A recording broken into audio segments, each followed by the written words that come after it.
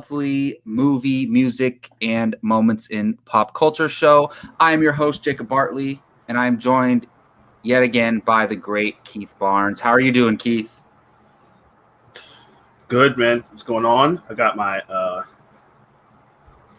Athlon Fantasy Football magazine. Getting ready for that coming up. Oh, yeah, dude. We might have a draft coming up in a couple days here. So got my that USA, could be fun. Nice. My USA LeBron jersey there. Rooting on Team USA in the Olympics, which we'll talk about too tonight. So I'm all set. Good to go. Nice, man. Hey, I'll give you one pointer. Cam Akers is out for the year. If that magazine doesn't update, though, just so you know. No, I know. Unless not it's only recent. That. Well, no, it still has Julio Jones in Atlanta. So this is made even before that. Yeah, but you know all that stuff anyway. But yeah. So you should be good. Other than that, though, yeah, I'm good. Yes. But yes, welcome everybody. We have, of course, the infamous Star Drew, our early bird over here. Gio's in the house. He's waiting backstage. He will be running down some movie news with us here in a few minutes or so.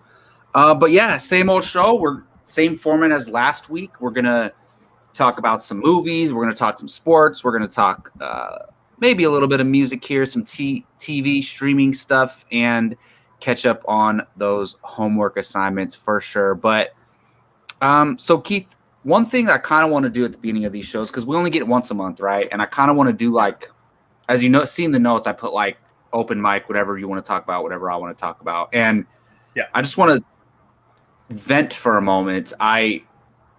As you know, I turned 30 last weekend. Yes. And it's a huge milestone for, I don't know if other cultures, put as much into it as Americans do. But it's a big deal turning 30. So it's weird, man. It kind of makes me reflect on my life and what I've done so far and how far I've come. And I'm not mad at where I'm at, honestly. So I set a goal for myself. Like, I didn't set this when I was 19 or whatever, but I set this like in my early 20s, like, all right, whatever. You kind of had some fumbles at school. Like, let's just get your degree. Like, get your degree. Let's get it done before you turn 30 or by 30. And I did that. And I was stoked to do that. Like, I still can't believe that I'm done with school for now. So that was satisfying. But also, now that I'm 30, like, I kind of just want to stop. I want to stop procrastinating and do something. Like, do the stuff that I always keep talking about. And two of those things for me. Well, one of them first is, I'm a writer and I'm an English major, and obviously study a lot of literature in that, and I love literature, and that's part of the reason why I have that major. So I think so. I've been trying to think of what my goal for my 20s was to get my degree, and I think. So I'm going to set two goals for myself in my 30s. So, and I've talked to Gio about these a little bit. One of them is I'm going to write a novel. I'm going to write a novel, and I'm going to self-publish it on Amazon probably. And my timetable for that is before I'm 35. Before I'm 35, I'm going to write my first novel. I'm going to publish it. That's one of the main things I wanted to do. And I think that's smart because look, you don't have to spend a lot of money to do that. It just takes a lot of time. So it's not like I have to invest a lot of, money into that at first, it's only when I publish it. But even I heard the Amazon publishing is pretty easy. Like, they only print it if somebody buys a book. So and they get a cut. So it's pretty easy. It's not, all I have to do, I just have to write it. And so that's my goal. And then after that, before I'm 40, I'm going to make a movie. I'm going to make a film. And I talked to Gio about this. I've worked on ideas for both. But yeah, man, I just think that basically my point is, like, honestly, age is irrelevant, but it's kind of a way to keep track of milestones. And I just think for myself, like, it's time. Turning this age makes me realize, like, stop thinking about those things, stop talking about them, and do them. So getting down to business, man. Just wanted to, like, put that out into the universe, basically. That is exactly what made me go to film school. It's a thing I'd been talking about for prior to that. I went to film school when I was 5. And believe it or not, there were people there older than me.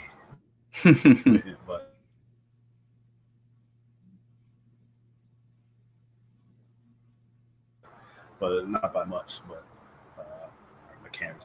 But yeah, I had been talking about it since and my one together at the time. She's actually the one that pushed me to do it. She actually contacted the school and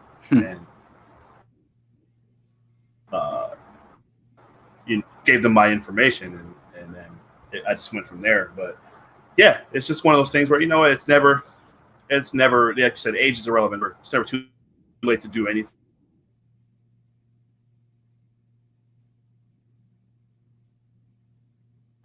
But also, only thing I would say is don't just discourage if for some reason you don't.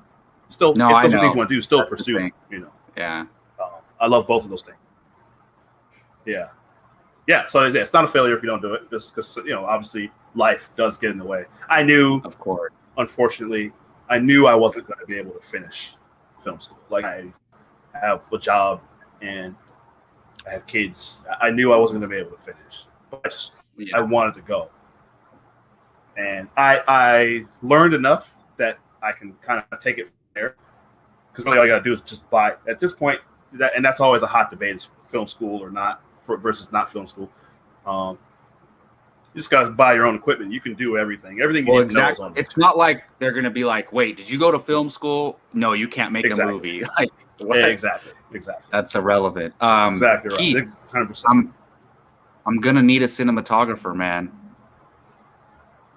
I'm your cinematographer, and I'm your editor. Those are my two specialties right there. Those are my two favorite things. So.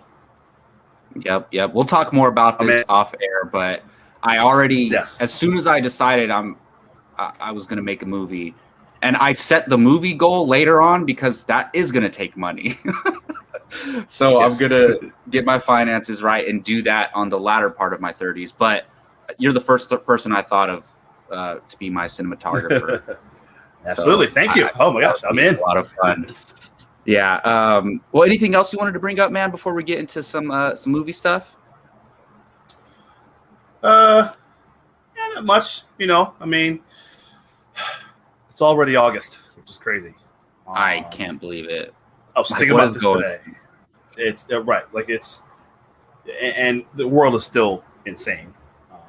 But I hope everyone is taking care of themselves, being safe. Obviously, so we had a brief moment where it looked like, all right, we're gonna be all right, and then I know now it's even worse. Now it's worse. But worse. I don't know if it's worse because we do have a vaccine out there. True. And we know how. So most of us know how to live with this. At first, we didn't. Right. Exactly. And so, I don't mind saying I've got both. I got my second shot back in early April. So, but still, I mean, I've up until so it felt like, okay, we can kind of move around without having to wear masks, and as people that are vaccinated can obviously be together. So I've been able to see my other friends, besides you guys. It's been nice a little bit, but for the most part, though, I've still kind of been going in and out of stores with my mask on, just because. Oh, me too. Me too. Yeah. You know, every now and then, like if I walk in somewhere and I forgot it, I just like, I forgot my mask. I don't like it, but I'll just, all right, let me just hurry up and get what I'm getting and get out of here. But now we got to just wearing our masks everywhere. So, oh well. But we could have been past this. Yeah, I'm starting to see like store clerks say, nope, you got to put your mask on, like again in certain counties. I don't think it's in Placer County yet where I am, but in like the Sacramento County, I think you have to wear a mask again. Placer County, they don't care. I know it's crazy, and I'm right on the borderline. Yeah, right on the borderline of it. But no, man. Hopefully, I mean, you're like you said. I think we're more prepared this time, so that's good. Right. Everyone stay safe. That's all. You know. Yes, absolutely. Well, let's get into some movie stuff, man. And I know we've talked about these movies before, but not on this show. And that's the whole point is to talk about the stuff we've been watching throughout the month, maybe some new releases, things like that. And so there's two big movies that I saw this month. Let me see here. So I saw Black Widow, obviously, and I saw Old. So I've rewatched Black Widow a few times now, and honestly, I like it more and more every time. Have you gotten a chance to watch it since your theater experience? No, just the one time. Yeah, so I bought it on Disney Plus like 2 days later after seeing it in theaters, just because I'm like, do I want to go to the theaters 2 or 3 more times, or do I just want to buy it on here and be able to rewatch it? Because I like to analyze these movies, like, and just study them, and more it's just to me that like the problems I have with the movie are things that I don't even care about necessarily, other than the special effects could have been better. I do care about that. But my problems with the goofy villains and, I don't have a problem at all with the gender swap for Taskmaster. That's not what bothered me with Taskmaster. Just the overall, it was just disappointing. Like I wish, I feel like Taskmaster should have been a bigger deal, and it wasn't. So I don't care about what gender Taskmaster is. It's just like I didn't feel it, and I wanted Taskmaster to just like not a Winter Soldier impact, because that's Cap's best friend, that's Bucky, that's hard to replicate. But I wanted the character to have a similar impact, Yeah, I completely agree. That's a and character, of course, that Dracov, it's still terrible. Yeah. Well, that's the character they could use. Again, like I mentioned, I think I compared over on Apocalypse. I think I compared Taskmaster to Sabretooth, the X-Men, where like that's one of those characters. Good point. Yeah, just a character that will just show up and start a fight with the heroes, while they're on a mission to somewhere else, and he shows up and starts a fight with Captain America or Iron Man or whoever, or Spider-Man or whoever, and you got to beat them real quick and then go back on your way. Because that's how Sabretooth did. He just would show up. The X-Men are going to go do something. Sabretooth will show up to fight Wolverine. Wolverine's like, oh, God, all right. And he like Sabretooth is just like working on his own, like, I found you.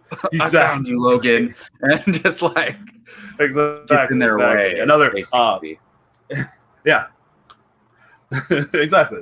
It's like Cheetah's like that. Cheetah in Wonder Woman in DC is like that too. Like he just shows up just to mess with Wonder Woman, and it's like Wonder Woman. Why don't you just punch her? You know what that reminds me of? It reminds me of the storylines in the Mortal Kombat games, where like you'll be like the characters will be on this important mission, and then like the character that you're playing as, their arch enemy just pops up. Nemesis. Like, I found you.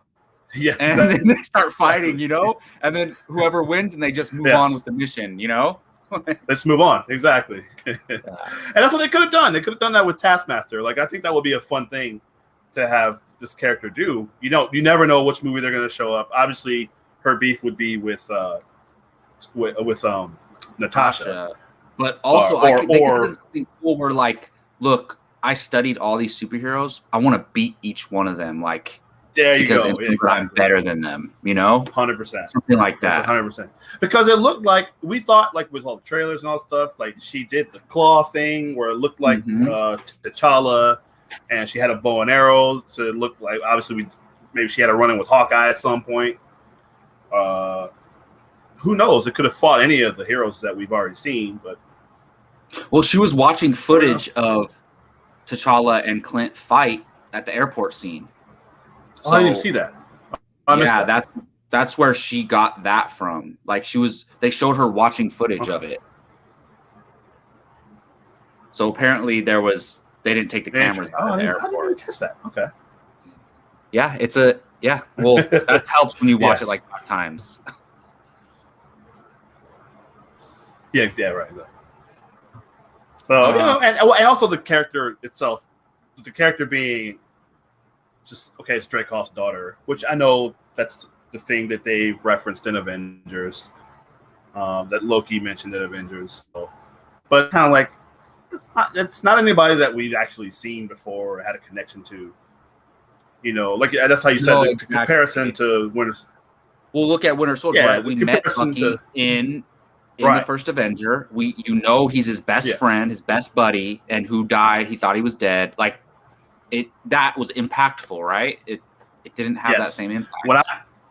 When I was in the theater, we were seeing that movie, and obviously because I know the comics, I knew who the Winter Soldier was. And this is opening night, seeing Winter Soldier.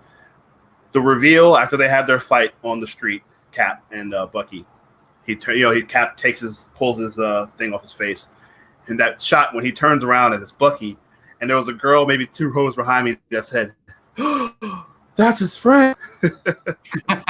See, I think we forget that sometimes, that casual fans don't know these things, and don't know. So we have to cut the movie some slack because they're making the movie for both sides, Right. Exactly. So, but I think about that moment often. But so if Taskmaster had been somebody that we knew, I don't know who it could have been, but I don't know. And I just kind of weird. I don't ever see that character. But other than that, I mean, Black Widow, like I said, I haven't watched it since. I thought about getting it, but like I said, it's already August. It'll be here like early October. Figure I can just hold out till then. Yeah, you might as well wait. I loved it. I would love to watch it again, but yeah, no, I definitely like it. Yeah. So. I won't go too long on this, but I think they did, and a lot of people consider this a negative that they focused on Yelena too much, and it kind of was a setup movie for Yelena. That's fair, but they did such a great job setting her up. Yeah. So good, mission accomplished. You know what I mean? Like, I'm good with that. Like it, and now we have that character going forward in the MCU. So, and the fact that she's going to be hunting Clint, like, that's awesome. Yes.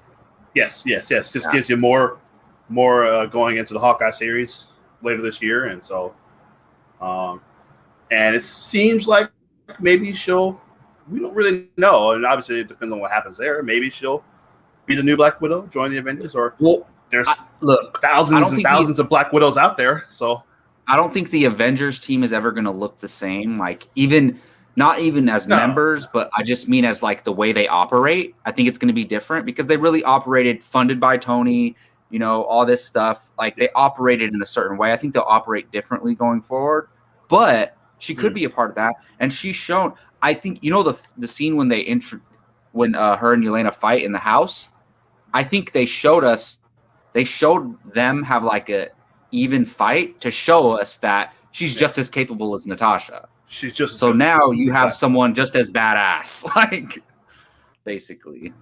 Yeah. Well, and she's got more. She's going to be different. Like, I really like Marjorie will not let this go.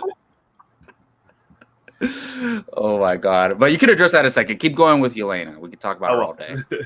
Yes. Maybe this is why. I like how she's a different type of, probably. Yeah, maybe. It's all good. But yeah, she's different, and like she talked about, she wants to do stuff. She wants to be, she wants to, I don't know, stuff she's never gotten to do before. Probably go to a movie or go to. Obviously, the world is there. The MCU world is crazy, but she just wants to do stuff on her own and not be beholden to anyone. Maybe. So I don't know. Maybe she won't be that, but she's a different type of person. Where Black Widow was always on some kind of mission or wanted to have some kind of allegiance to someone. Whereas Yelena she wants to enjoy her freedom, I think, for a while, which is I think is pretty cool. So cool to get to know that character and see where she goes. Absolutely, yeah. I'm very much looking forward to it. So another, and by the way, so other, going forward, I'm sure we're gonna, as the months go on and we get more out into the open, we're gonna watch more movies, like more theatrical releases and stuff. But this month, obviously, we didn't watch too much. But for me, my favorite movie of the month is Black Widow. I mean, I haven't watched too many, but my favorite movie of the month is Black Widow. Do you have a favorite movie of the month? Would you say it's Black Widow, or do you have another one? For July, because I'm gonna be honest, I think my favorite movie I've seen this year. I know I saw it 12 hours ago, but it might be Suicide Squad. To be honest. Yeah, but that's an August movie, though. But that's all. Obviously, it's August. And now for July, you know what? I went and saw. Oh, okay, that's something I can talk about. I went and saw the movie Stillwater on Saturday with Matt Damon. Interesting. Yeah, I forgot to put that in the notes. Gio and I talked about it a little bit on Sunday on Phantom United. Very good movie. In fact, I highly recommend it for you guys. I think you'll really like it. I heard a lot of ads about it. I've never seen a trailer or anything. It's very, very good. Oh, really? Okay. I don't know how familiar you are with the Amanda Knox situation that happened in Italy about maybe, I don't know, 10 years ago, I guess? 12 years ago? When was that? Late 2000s, maybe. I don't know. I think it was like 08 or something like that. I don't know. But it seems to be loosely based on that situation. Look in the movie, like, this isn't really all that much like, from what I understand what happened there.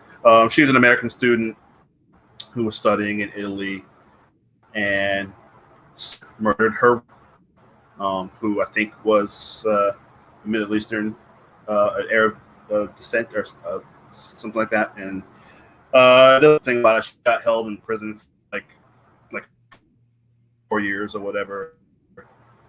And wow. The whole big thing in the press, Italian authorities and media basically they accused her of the crime. I mean, she insisted all along there was another person there, which there was another person there. There was a third person. One of them's boyfriend. I don't know which one. It's a whole thing. You have to look it up. It's a lot going on there. But this, yeah. Now that you mention it, plays, I've heard of that. Oklahoma, yeah, Stillwater, Oklahoma. Yeah. Well, Matt Damon plays a man, and this, like I said, it's loosely based on that. I think other than the fact that just his daughter is in prison in France, played by okay. Abigail. She's been in prison. She's been in prison for 5 years over there for a crime she says she didn't commit.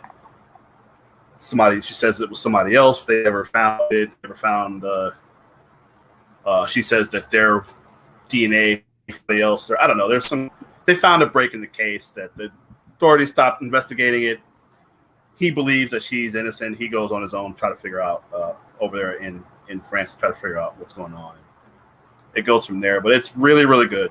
It's really, really, really good. There's a lot of, there's a couple of relationships and characters in that movie that really, really stood out. It's some of the most heartwarming stuff I've ever seen.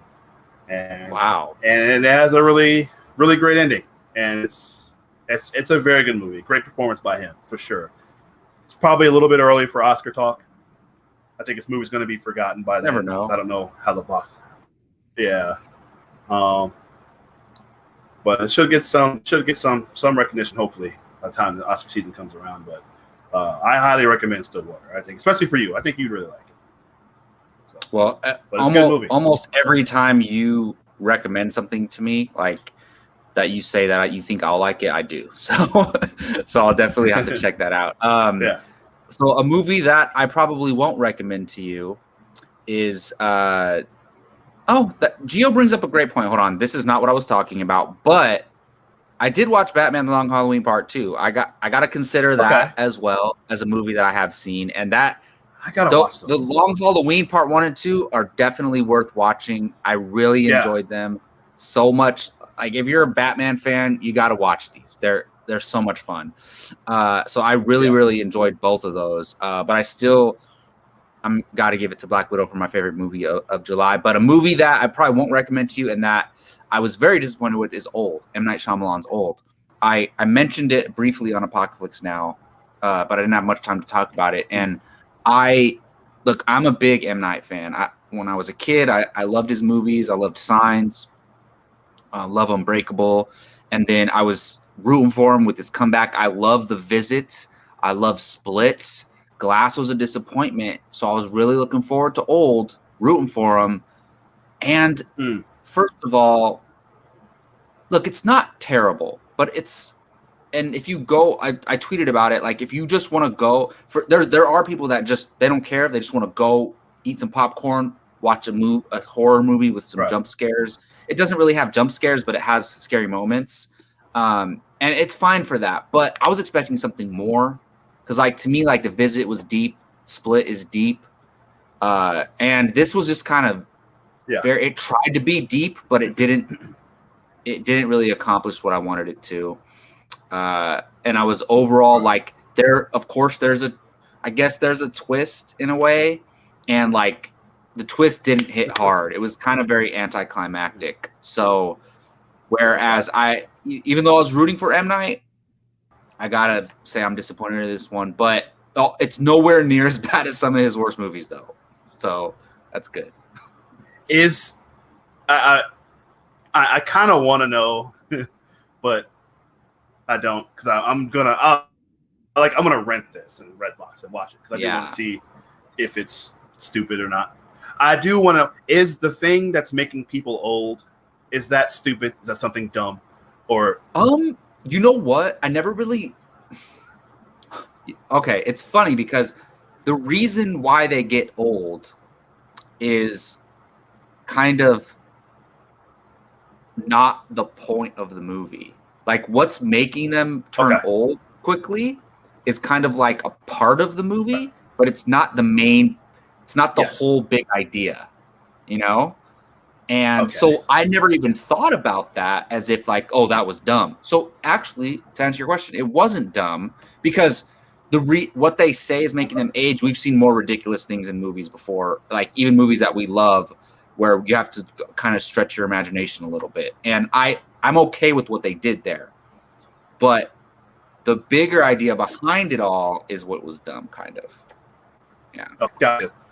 That sounds like the Happening. A little bit, yeah. They make it look like why are all these people killing themselves?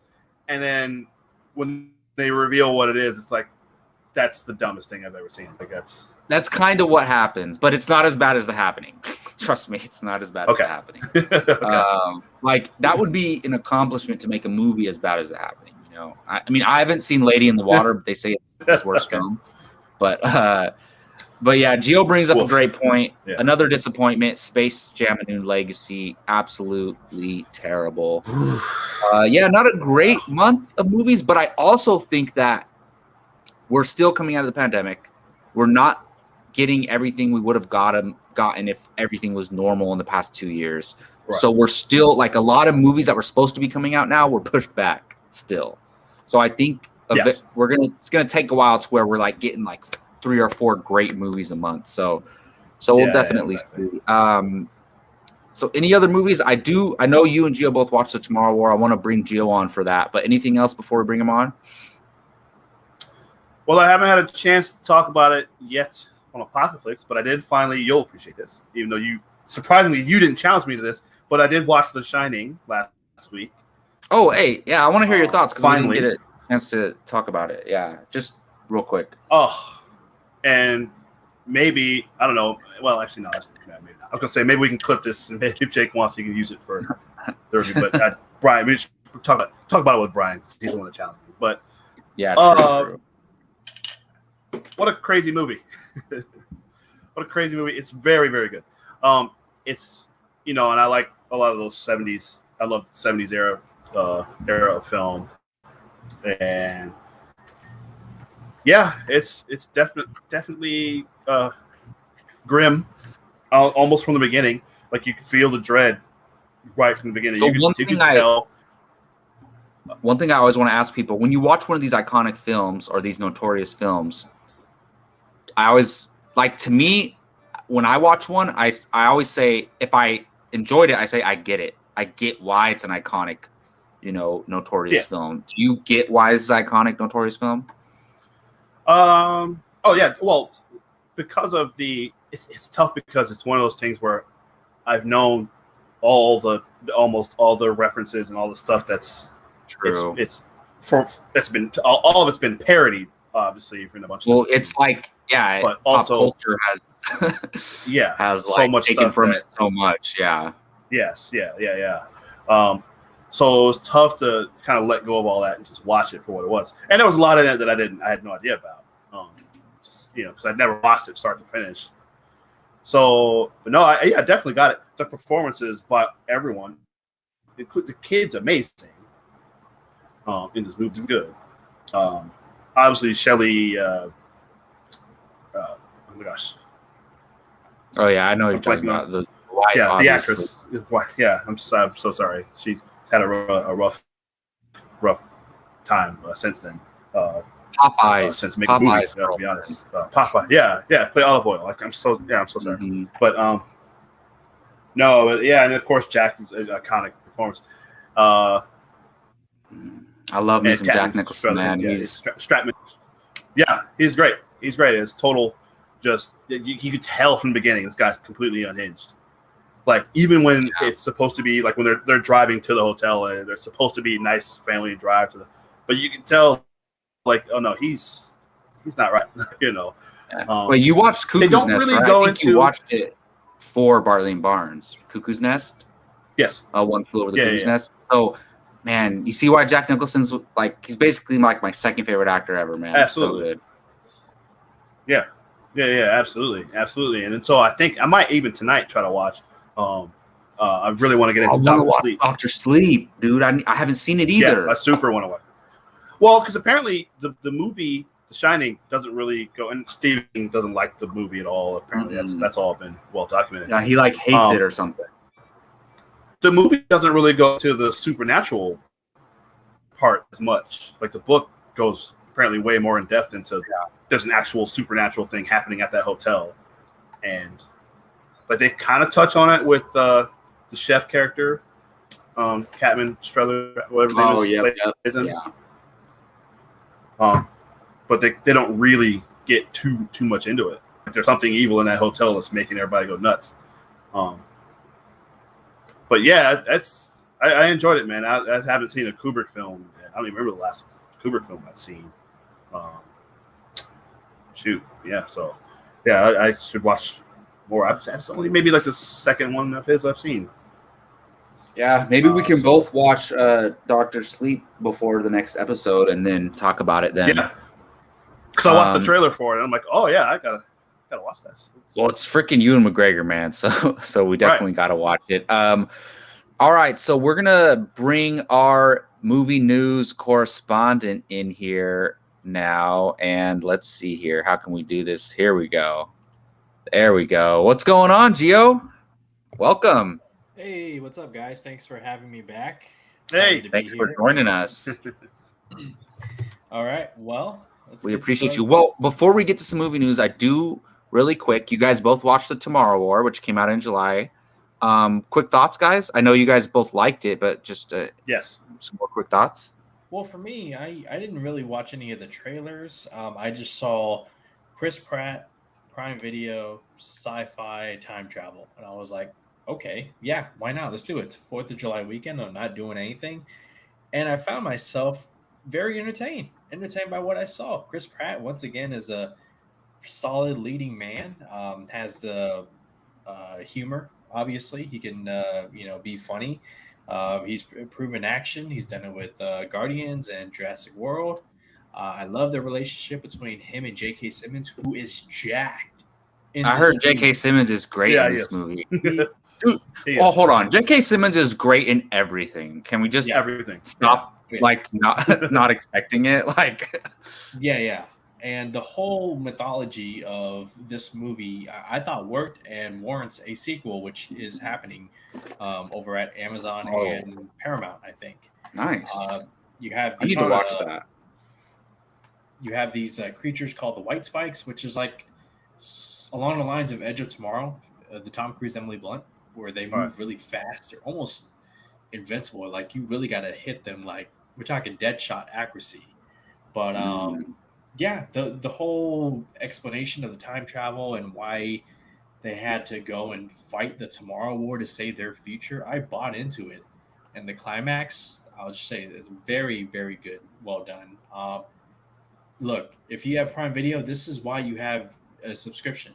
Get on your Prime Video, check out the Tomorrow War. You'll be entertained. Awesome. Anything to add, Keith? Agree. Yeah, totally agree. I felt like it was a little long, though. I felt there's a point where you think the movie's going to end, and then it kind of for like another 30 minutes. Like, it's one of those kind of endings where they could end the movie right here, but then they're like, no, we got to do this other thing. And then they go off, and it actually kind of turns into another thing for the last half hour of the movie, which is still, it's good. It's good, but I thought it did kind of stretch a little bit too. But no, it's really good. It's Chris Pratt.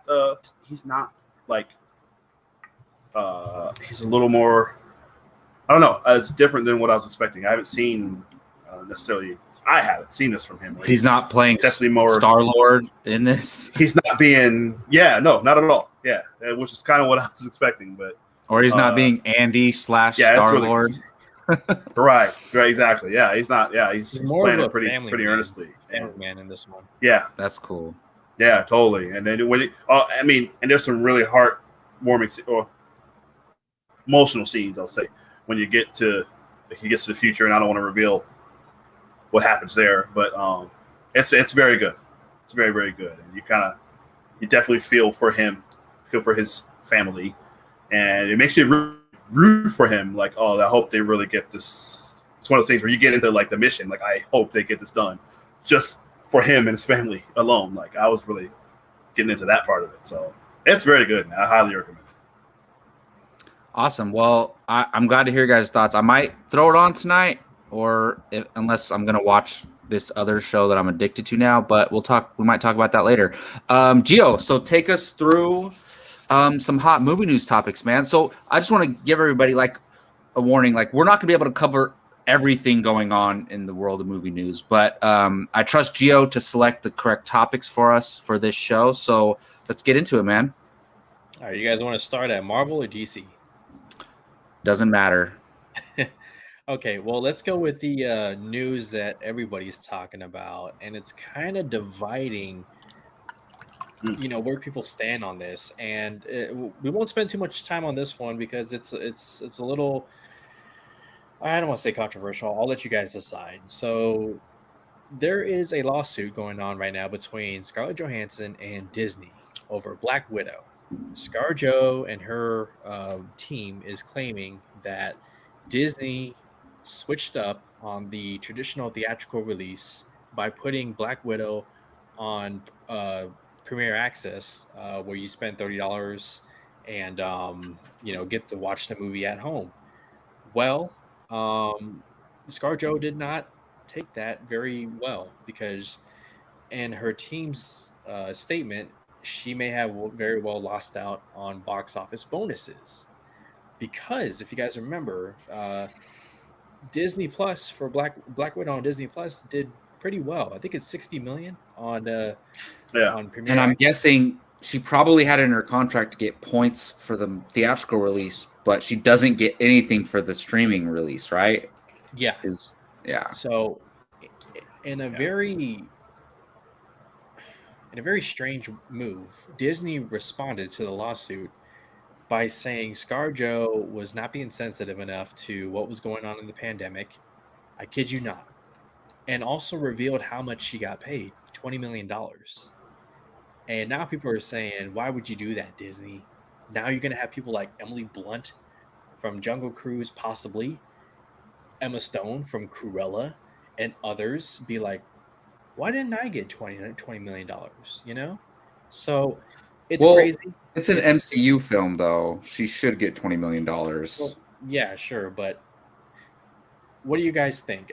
Because the lawsuit's still going on. I doubt it ever goes to like court. I think they find a settlement. But how do you guys feel about this? Yeah, this is tough. It's infuriating. It's infuriating. Yeah. How you feel, Keith? Well, I mean, and I know that like it's interesting because they know that Scarlett Johansson is somewhat polarizing, as a celebrity. She annoys some people for whatever reason. She says a lot of stuff to it. You're like, Scarlett, seriously, Scarlett, I mean, come on. But not all the time. But she seems like she's pretty cool. But you just, I don't know. She's kind of got that, not as bad, but almost like Gwyneth Paltrow kind of. She's not nowhere near as bad as Gwyneth sometimes, but boy, you're just like, why are you saying that? But so Disney was banking on that.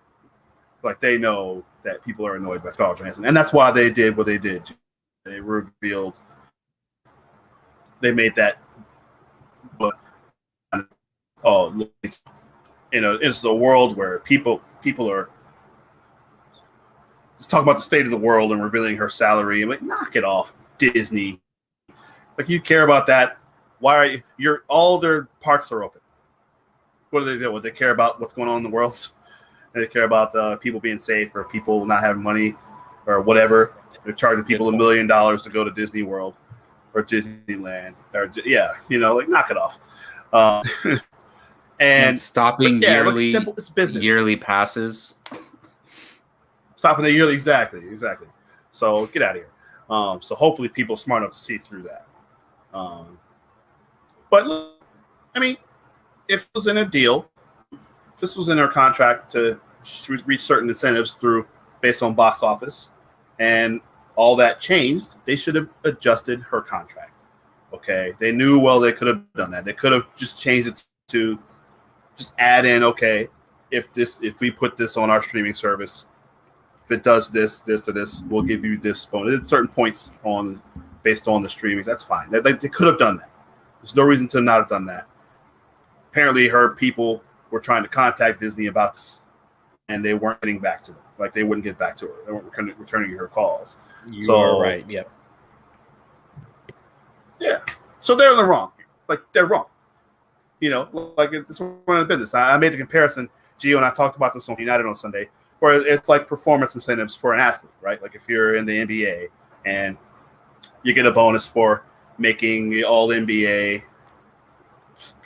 first, second, or third team, or if you make the All-Star team, or if you, I don't know, average a certain number of points or whatever, and you get a bonus for that. And, if something happens to the season gets interrupted, okay, that happens. Okay, fine, nothing you can do.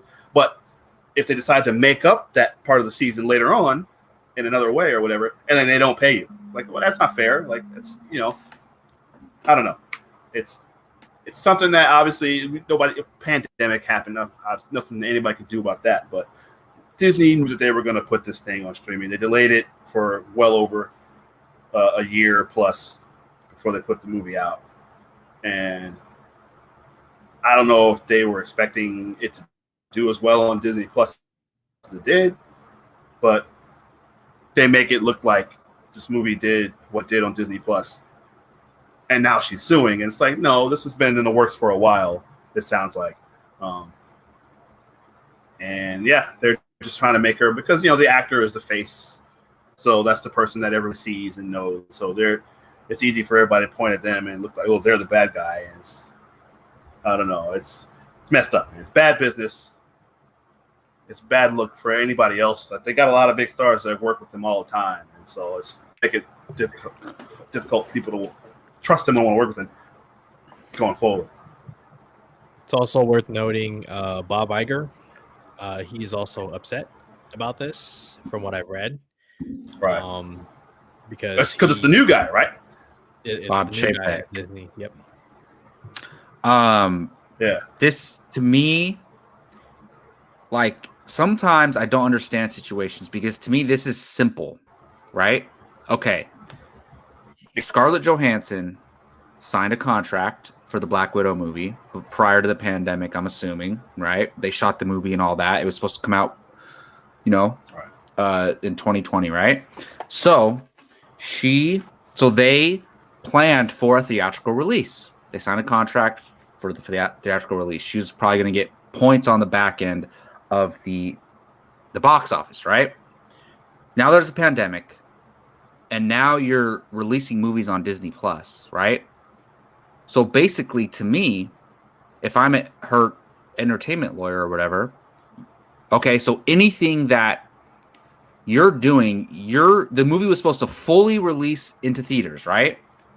So if you're going to split up the distribution of the movie and do theaters and Disney Plus, Scarlett Johansson should still get all her percentage from all the profit of the release of the movie, right? That, like, to me, that's common sense. That, like, prior to them ever releasing on Disney Plus, they should have made an agreement with her. Like, yeah, I mean, what? I guess I was going to say, what do they have to lose? What they have to lose money, but still, it makes common sense. Whatever it would have done theatrically, you would have paid her percentage. So why not all the profit from the release she gets a percentage of? Like, just that, to me, that's common sense. Like, it shouldn't go any other way. Like, and so, well, and I think it should be the same for everybody, to be honest. Yeah. I wonder if that's what they did, and Disney was like, no, we meant theatrically. No, I mean, Scarlett's people are like, and that's the thing. I'm sure her contract says theatrical releases, like percentage of the theatrical release profit, whatever, and now they're just fighting because, but like nobody knew the pandemic was going to happen, so that's not fair for anybody, right? So, but she shouldn't get cut out of her percentage that they agreed to just because they have to release it on Disney Plus. Totally. No, whatever it said, it could have been changed. It doesn't matter the contract. You can just tear it up and make a new one. Like, it doesn't matter. Like, either way, like, that's the kind of, like, I couldn't amend it to adjust to. Well, but one side is going to use the original contract to their advantage and try to argue that, Yeah, it's a tough situation. But you know what's funny to me? I told this to Gio. I don't think any of this would be going on if this wasn't her last movie in the MCU, because her contract's up. Like, unless maybe they plan to bring Black Widow back in 5 years or whatever, but irrelevant. Her contract's up. She's done. As far as everybody knows, we're never going to see Scarlett Johansson as Black Widow again. Very convenient time to have a beef with Disney and on both sides. Like, I don't think she would go, her and her team would go as hard at Disney, or they would go fight back as much against her if they had 5 more Avengers movies lined up starring Black Widow, So it's a difficult situation. Maybe if this wasn't going to be her last appearance, because obviously with everything that happened in Loki, it didn't have to be. It probably is now, and maybe that's why one of the reasons Kevin Feige is so upset. And that's a good point. And he's the last person in that building that they need to upset. Okay, I don't care who it is, because guess what, Disney, you need him. He doesn't need you. So I don't know, because if he leaves, because he can be, his contract be up. He's like, all right, I'm out. And Kevin Feige leaves. Who's going to be the first people to call him if they're smart. So to me, it's difficult because like, yeah, I don't know. It's tough because I don't know what like would Feige really leave? That's tough. But also, it's weird to me that Feige's upset and on Scarlett's side. Bob Iger, who still has a high, isn't he like head of the shareholders or something like that? Still, he still has a role. I think he's the chairman of the board. Yeah, so he's upset and on Scarlett's side. So who's against her? Bob Chapek and Disney? Like it's very bizarre. Fix it. Yeah, I don't know, but exactly. Like, just make this right. Make it right. Yeah, come on, just make it right. But yeah, unless you guys have any other thoughts, we can move on to the next topic. No, not really. Sticking with Black Widow, let's talk about the unsung heroes of the movie. Melina and the Red Guardian, according to Kevin Feige, they may very well be returning in the MCU. Feige says, it is always the intention that when characters come in and great actors come into the universe, if we have a great time with them, the audience did, that you always want to see them again. I think it's a safe bet that we definitely want that to happen. These two aren't talked about enough in the Black Widow reviews. Would you guys be open to seeing them return, and where could they fit in the upcoming slate? So in people's defense of they're not talked about a lot, Melina's barely in the movie, to be honest. True. She has an important role, but she's barely in the movie. True. David Harbour is in the movie a lot, and he's great. I mean, you're right. I think what happens is we talk about the flaws and we talk about Scarlett and then we talk about Yelena, and by the time we're done talking about that, it's been an hour, and then people don't have the time to talk about David Harbour and Melina. But they were both great, especially David Harbour. Yeah. And I'm all for it. As long as the character survives and they're in the modern day, they could appear again. I'm 100%. I don't know if it's a Black Widow series, like a Black Widows series or whatever they're going to do. I'm all for it. Yeah, I totally agree. Especially David Harbour. I loved him in this movie. I know a lot of people seem to have a problem with. I don't know. I heard some negative stuff about him, but I thought he was great. I thought he was funny. Obviously, he's a super soldier. He's had some version of the super soldier serum, which is it's a thing in the MCU. It's like, you know how we always like. There's always something with the Tesseract. Like this scene goes or up until now. There's always going to be like some there's some super soldier thing happening going on in the MCU. So, but I liked him. I thought he'd be great. And I don't know what capacity. Like I don't know. Could be some series somewhere. Maybe he could show up. What's the War Machine series is coming? There's a couple of Armor Wars. Yeah, you got Armor Wars. Maybe Secret Invasion.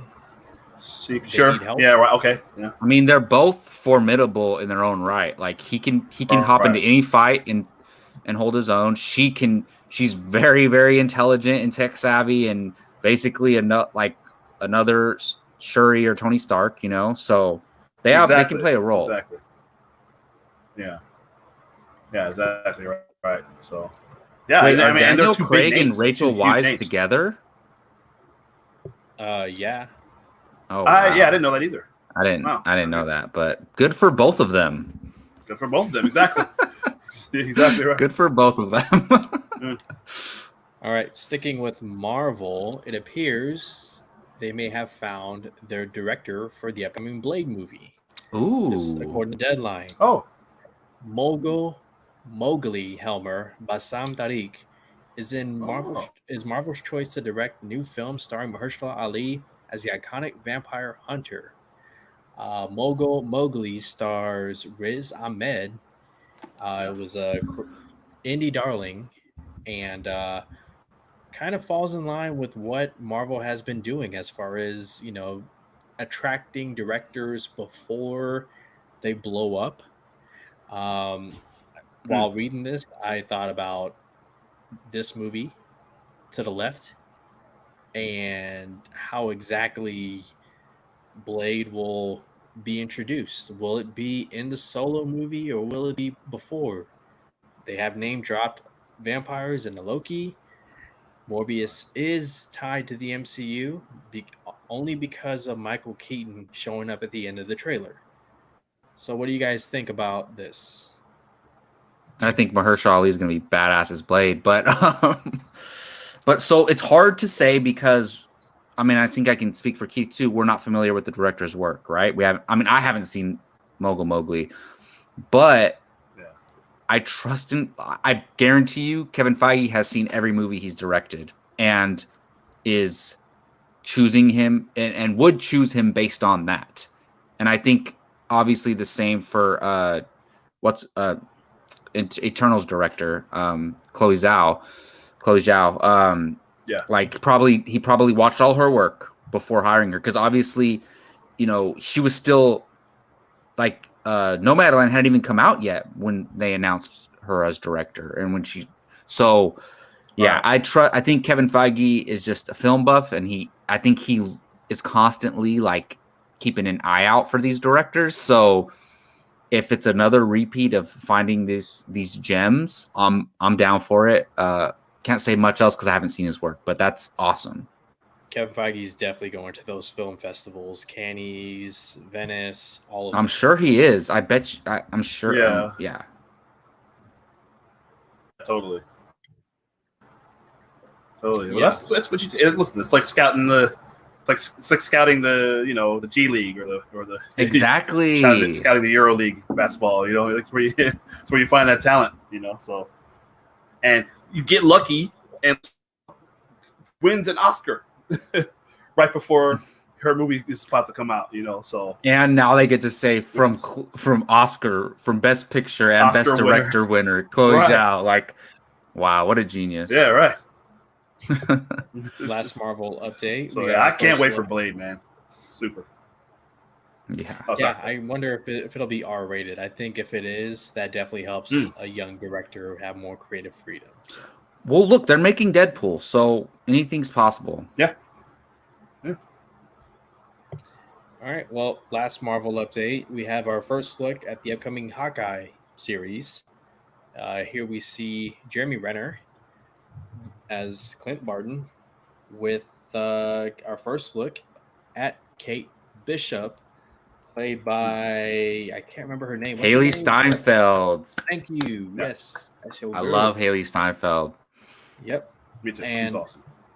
On top of that, we have a confirmed release date, and I'm trying to find it right now, November 24th, 2021.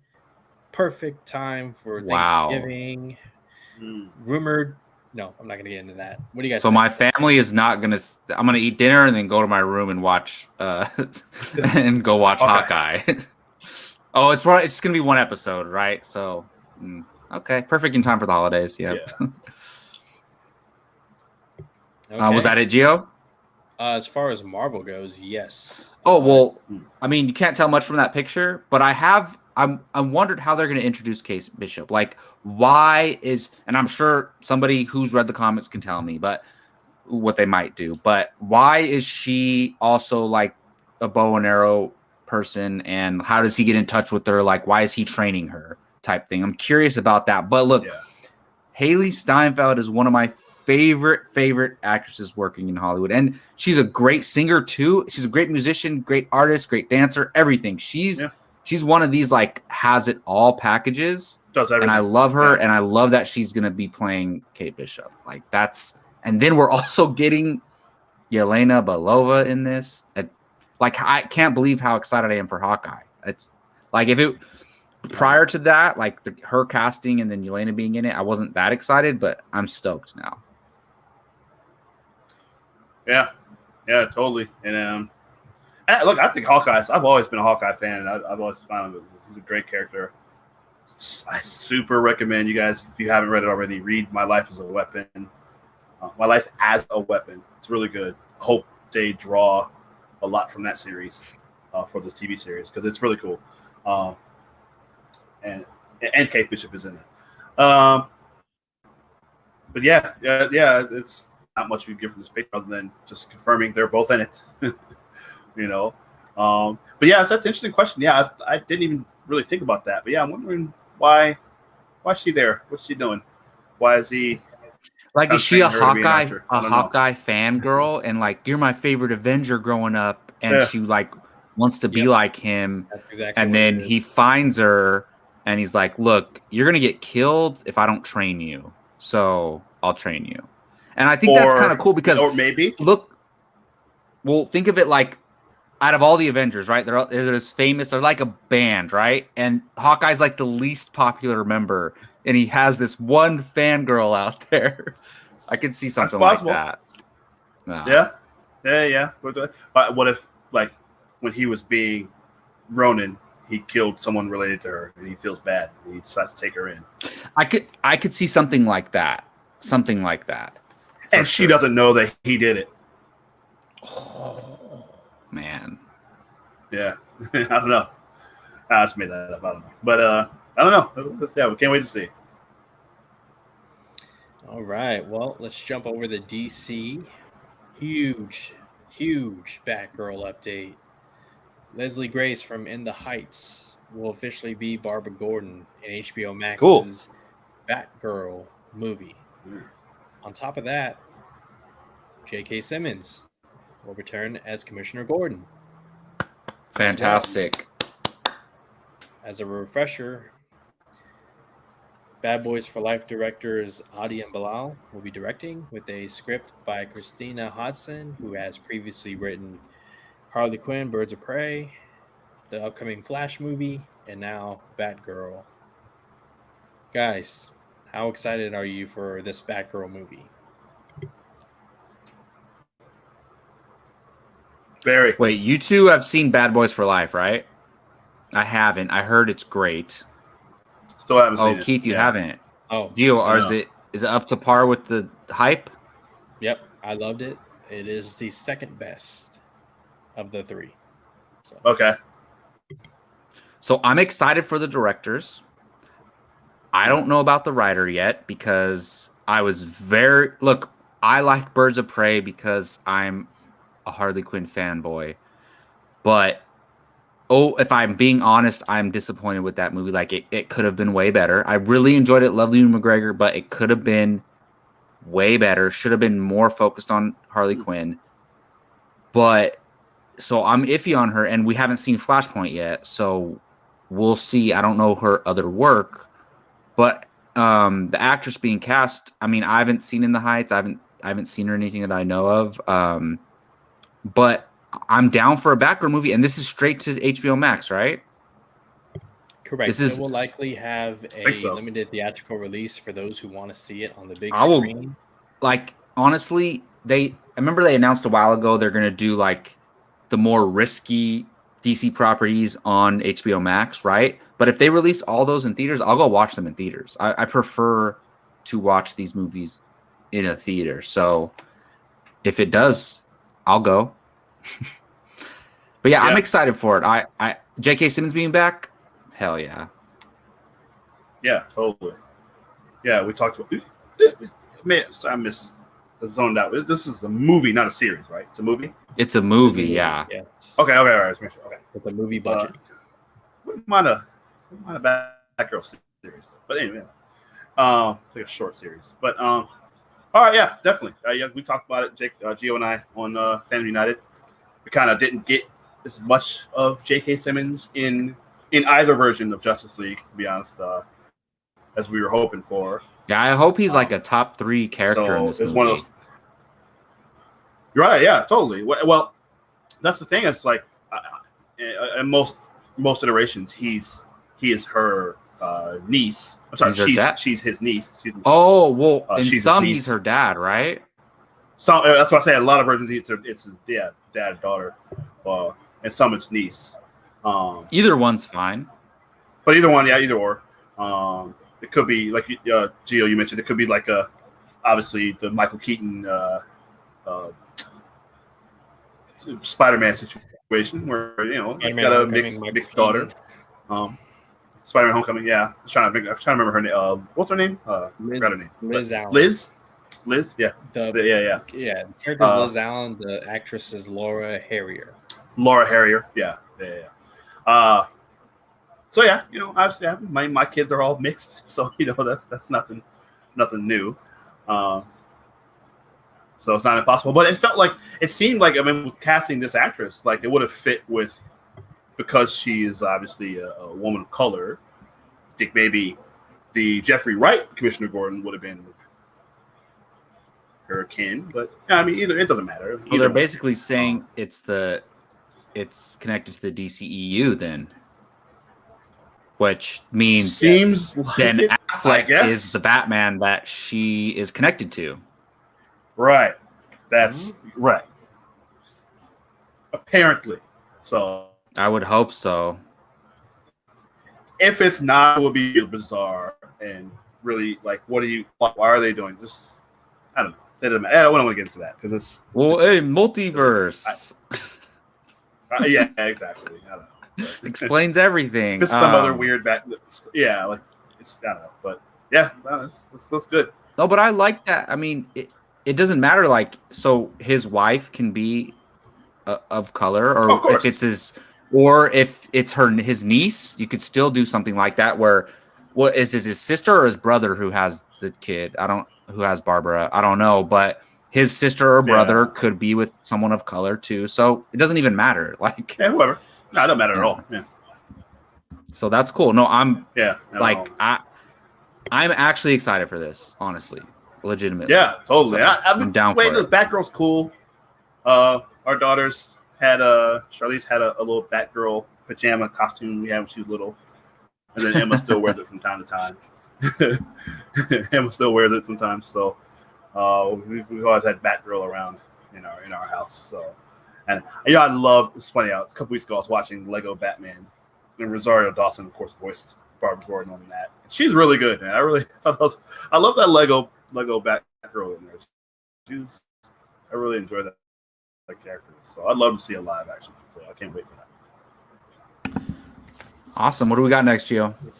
Sticking with HBO Max, Blue Beetle has been cast, and it is Cobra Kai star Zolo Mariduena, who plays Miguel Diaz. This is not a rumor. This is confirmed. He showed up at the Suicide Squad red carpet, and Variety asked him himself. He will be Blue Beetle for HBO Max's movie of the same name. So, cool. This is the third Latino or Latina superhero. Blue Beetle. Yeah. Leslie Grace, who is Latinx, and who is the other? Oh, Sasha Calle's Supergirl from The Flash. That's right. We didn't talk about that Sunday. I forgot that Supergirl is in The Flash. Yeah. Yep. So what do you guys think? That's cool, man. Cobra Kai star. So it's the Latino one. It's not. Where's not Jake Cord, when we need Latino. him? Because Jake freaking loses his mind over Cobra Kai. I don't partake, so I don't know his work. But that's awesome. Like that they're moving forward with this project is fantastic. Yeah, very cool. So I wonder are we gonna get Booster Gold too, or is there any? Probably. Do we know if he'll be? Well, this is not the Blue Beetle that's connected to that character, right? This version of Blue Beetle, right? It's he? It's I think very he is vague right now. As far, pretty sure he is. Well, no, I don't know because there's like three. Yeah, there's like 3 Blue Beetles, right? And this is the there's Ted Cord. There's the billionaire guy, Ted Cord or whatever, and then there's 3. So I don't know which one was like buddy with Booster Gold, unless all of them were. There's no mention of Booster I think Gold it's. yet. Oh, sorry. Right. I'll go ahead. I thought it was this one because I know the one they did in Smallville was the Latino kid, and so I thought maybe it was. We take a look. I don't know. It doesn't, whatever. It doesn't matter. But they're doing this one. But I know there was an animated Teen Titans movie that we watched. My kids and I watched last year, and I think it was this character. What, family go to the movies. Teen Titans go to the movies. Being Blue Beetle. So Booster is tied to all three. No. It was on. Oh, okay. Okay. He is? Okay. Well, so we could see him either way. Yeah, right. Well, I hope so. That'd be cool. I know they've been talking about that for a long time too. There's a Blue Beetle, Booster Gold. No, I love this because they're like, we don't have to have this debate. Like, is it worth it to make a theatrical release Blue Beetle movie? Like, just make it and put it out. Like, I like this. The complaint is yeah, that, totally. And people will go, and this is a character. Oh, go ahead, James. No, the complaint on Twitter is that you're putting Batgirl and Blue Beetle on streaming instead of putting it on the big screen. But what these fans don't understand is that streaming by the week is slowly, the landscape of Hollywood is shifting, whether we like it or not. Even before the pandemic, movie theaters were struggling to keep up. They were putting recliner seats. They're putting in a bar. They're doing whatever they can to get people back into movie theaters. Because guess what, guys? Movie theaters aren't the only way to absorb content now. Okay? You got Peacock, HBO Max, Prime Video, Disney Plus, blah, blah, blah, so on and so forth. And for anybody saying streaming service is yuck, what are you saying about that? Well, that's totally. Yeah. Huh? No, I mean, I understand it though. If the argument is like because they won't do this to Superman or Captain America or well, look to your point, Keith. Like, I get this that. is what that's fair. But to your point, Keith, it's not about that it's a Hispanic character. It's not about that it's a woman character. It's that these characters are not as well known. And look, people could say nobody knew who Guardians of the Galaxy was. It's hard because Marvel had set a brand, right? And they established themselves very much so prior to that. But but I agree. But I think you have to be realistic. Will a Blue Beetle movie, regardless of which race the character is it gonna do well at the box office? It probably not. Like you just have to be realistic about that. I know that, but I'm saying either way, like I said, I understand the argument, and the way that you get there is by putting it out and taking a chance and seeing. And if it works, it works. If it doesn't, that doesn't mean panic and never do it again. You try something else, and that's something that Hollywood has been doing for so long with characters like this, and with minority characters or male characters. That see it when it doesn't work, they go, "See, nobody wants to see it," and then they never do it again. And it's like you got to give. But I understand the argument. I'm saying I think streaming is the way to go in this case because it can stay on streaming forever, and the audience can grow. Because if you put it in a theater and it doesn't work, it's going to be out of theaters in a month, and then it will get forgotten. Whereas you put it on streaming, it'll still be there a year, 2 years, 3 years. People will see it, the audience will grow, and word of mouth can grow. It'll still be there, whether good or bad. It'll stay on streaming for. Would you rather them not make the movie at all? Like. Oh no! So no. That's why I said that the streaming is the way to go. Streaming made these movies possible. But at some point, though, in order to exactly, that's what people have to understand. And so, but I do understand the being a bit kind of having a feeling away about them. Just taking these characters and I do too. Because there are characters they would never do this to. Whereas this, but you got to take baby steps to get to that point. So. Maybe someday a Batgirl movie will open in the theater, hopefully, and it'll be big. We got to but somebody's got to be able to take that first step to get it there. So, but I can see both. Absolutely. Well, speaking of HBO Max, Michael B. Jordan is apparently working on his own Superman. Here's the latest details. The Michael B. Jordan project will be written as a limited series that Michael B. Jordan will produce and possibly star in. As previously reported, J.J. Abrams and his Bad Robot Company are set to produce a Black Superman movie for Warner Brothers that is expected to follow the Kal-El Clark Kent version of the character author and cultural critic. Ta-Nehisi Coates is already working hard. But here's a quote about why Michael B. Jordan decided to go his own route in regards to his own Black Superman, focusing on Val Zod. Jordan has not wanted to engage in conversations about race bending Kal-El for the same reasons many of the fans are pushing back on the current Warner Brothers reimagined version of Clark Kent, but that he would be interested in engaging on a Black Superman project centering on the Val Zod storyline.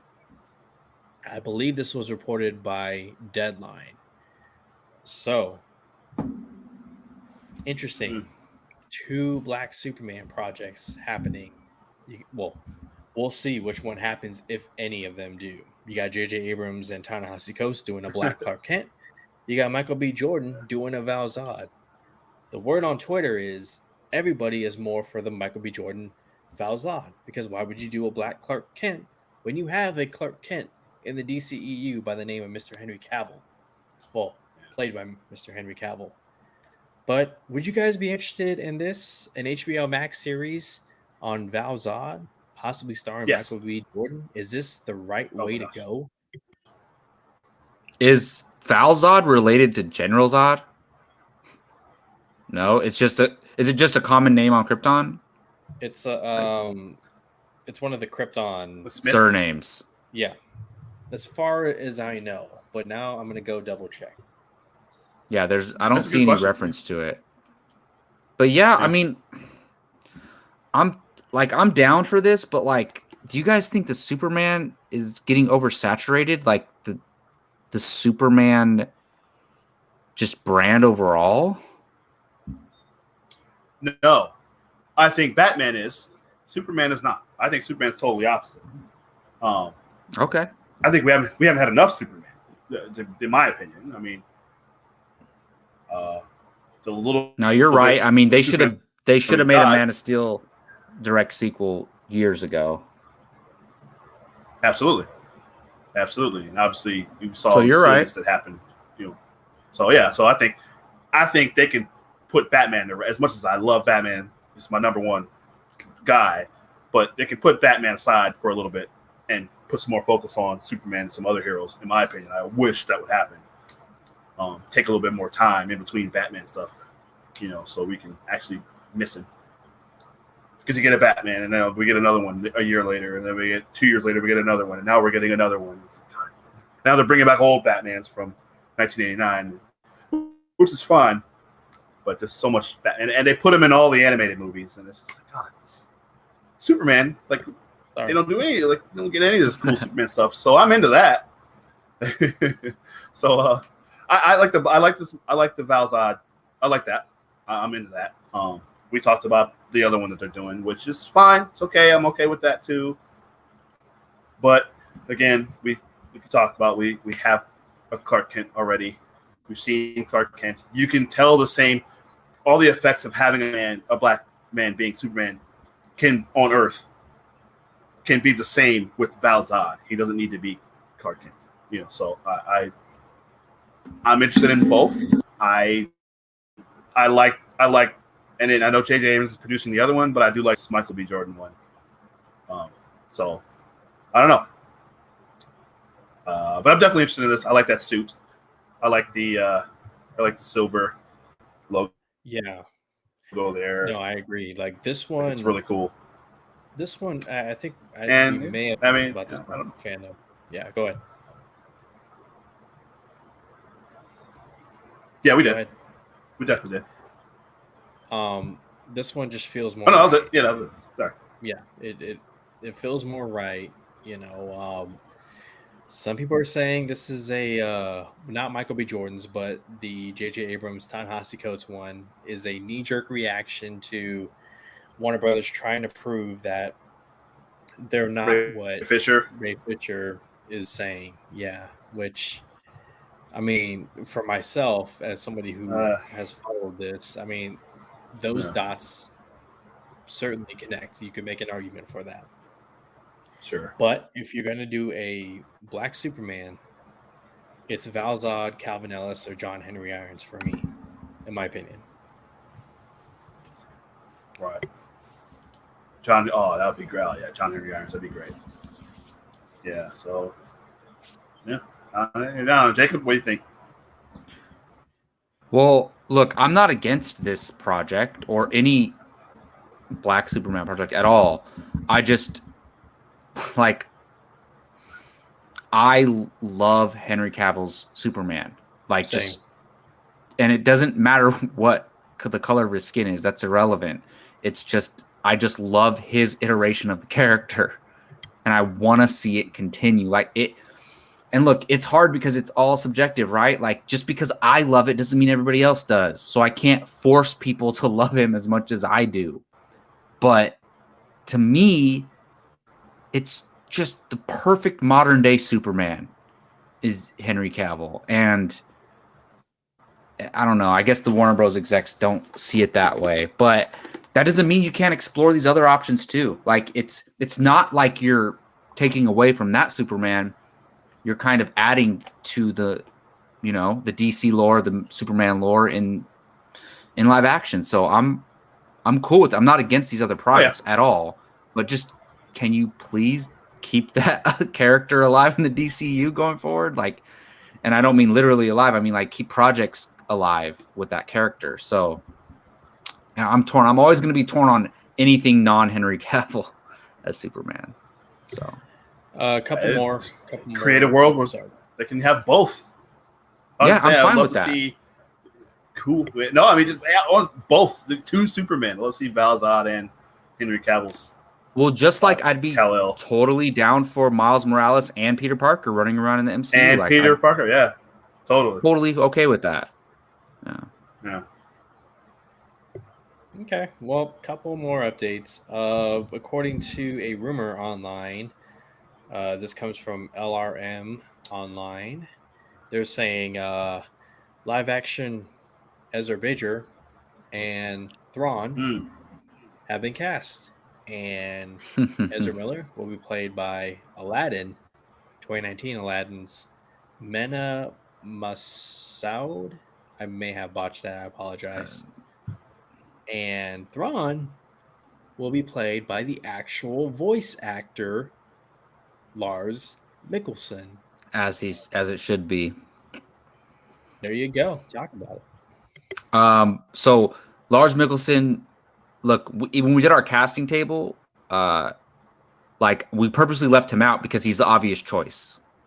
Like that'll tell you all you need to know. Like that he should be playing him, not only because he voices him so well, but also he's a real actor and he's a good actor and it's not like his look is like you can totally make him look like Thrawn too. So it works on all cylinders for me. Mena Massoud as Ezra, like as far as look, it's a perfect fit. And I like him. I think he's a good actor and he was really good in Aladdin. I haven't seen him in anything else, but that story about how, he can't get any he can't get any jobs since Aladdin is bullshit. Yeah. Like that really upset me. So for him to get this role would be huge for him because the Ezra character is very beloved among Star Wars fans. So I would love both of these castings if they're true. They need to give Mena the Lupita Nyong'o treatment at Disney because Lupita Nyong'o is Queen of Quatawi, Star Wars, Jungle Book, Black Panther. Like, she's well taken care of. And she's talented. Do the same, Disney. Give Mena some roles. Let him... But, Keith, go ahead. I love Queen of Katwe, whatever it is. I love that movie. It's really good. I heard that movie's amazing. It's very, very good. I'm watching USA is battling Australia right now. The USA men basketball team. It's cut the lead to 4 now. They were about to on the verge of getting blown out here. So, well, I only got 2 more after this. So you guys can sports it. Okay. Well, Lars Mikkelsen, perfect. He'd be about whatever the age Thrawn is, probably. He'd be obviously older from when we last saw him. So that definitely fits. And he's the voice, so it's perfect. And yeah, you hit it right now. Spot on with Mina must. What is it, Mina? I'm sorry, Mina. I guess we'll never we won't know unless we ask I know, him. yeah. Like, Mina, Aladdin. Masoud. I'm gonna call him Aladdin. No, he's more than he's not Aladdin, but Masoud should really. in my head, I say Mina he's Masoud. great. In my head, Mina Masoud. Yeah. Masoud, yeah, Masoud. Oh, he's in Jack Ryan. But yeah, well, either way, he's it. What? He is? Season 2? Oh yeah, I've heard that he's in that. That he's in Jack Ryan. Yeah. I'm checking. I can't. But he is listed. I can't remember who he is. Okay. Interesting. Okay. Well, all right. Well, cool. That's good.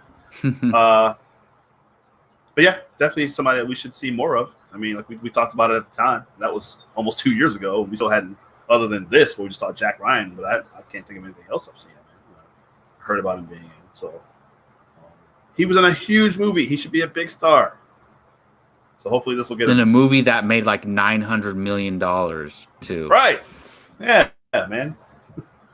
So let's go. So hopefully, yeah. Well, they're keeping him in house, so that's good. Well, our first look at Amazon Prime's Lord of the Rings series and an official release date. Here is our shot, our first shot. My goodness. And the release will be next September, a total of 22 episodes. Again, 20 episodes for the first season. Really? Are you kidding me? Talk about it, guys. I didn't know that. Oh my God. See, look, this is why I like Geo breaking the news to us on the show. Because like you get our genuine reactions. Look, we don't talk about it a lot, but Lord of the Rings. I love Lord of the Rings so much. I took a Lord of the Rings class where we read all the books, and I love Lord of the Rings so much. Yeah, same here. Yeah, you and I are the biggest Lord of the Rings fans. Yeah, Gio loves it too. Hey, he's ball. But yeah, I'm just like all in, and seeing that image, it looks so beautiful. It looks so cinematic. My goodness, and. Thank goodness getting back to the days of television where we're going to get like 20 episodes of a show, because that's what it always has been. Crazy. That's what it like. And then we'll get to like 6-episode miniseries or like 6-episode season 2. Like, what is this? Like, what? So it works. It depends on the project. Yeah.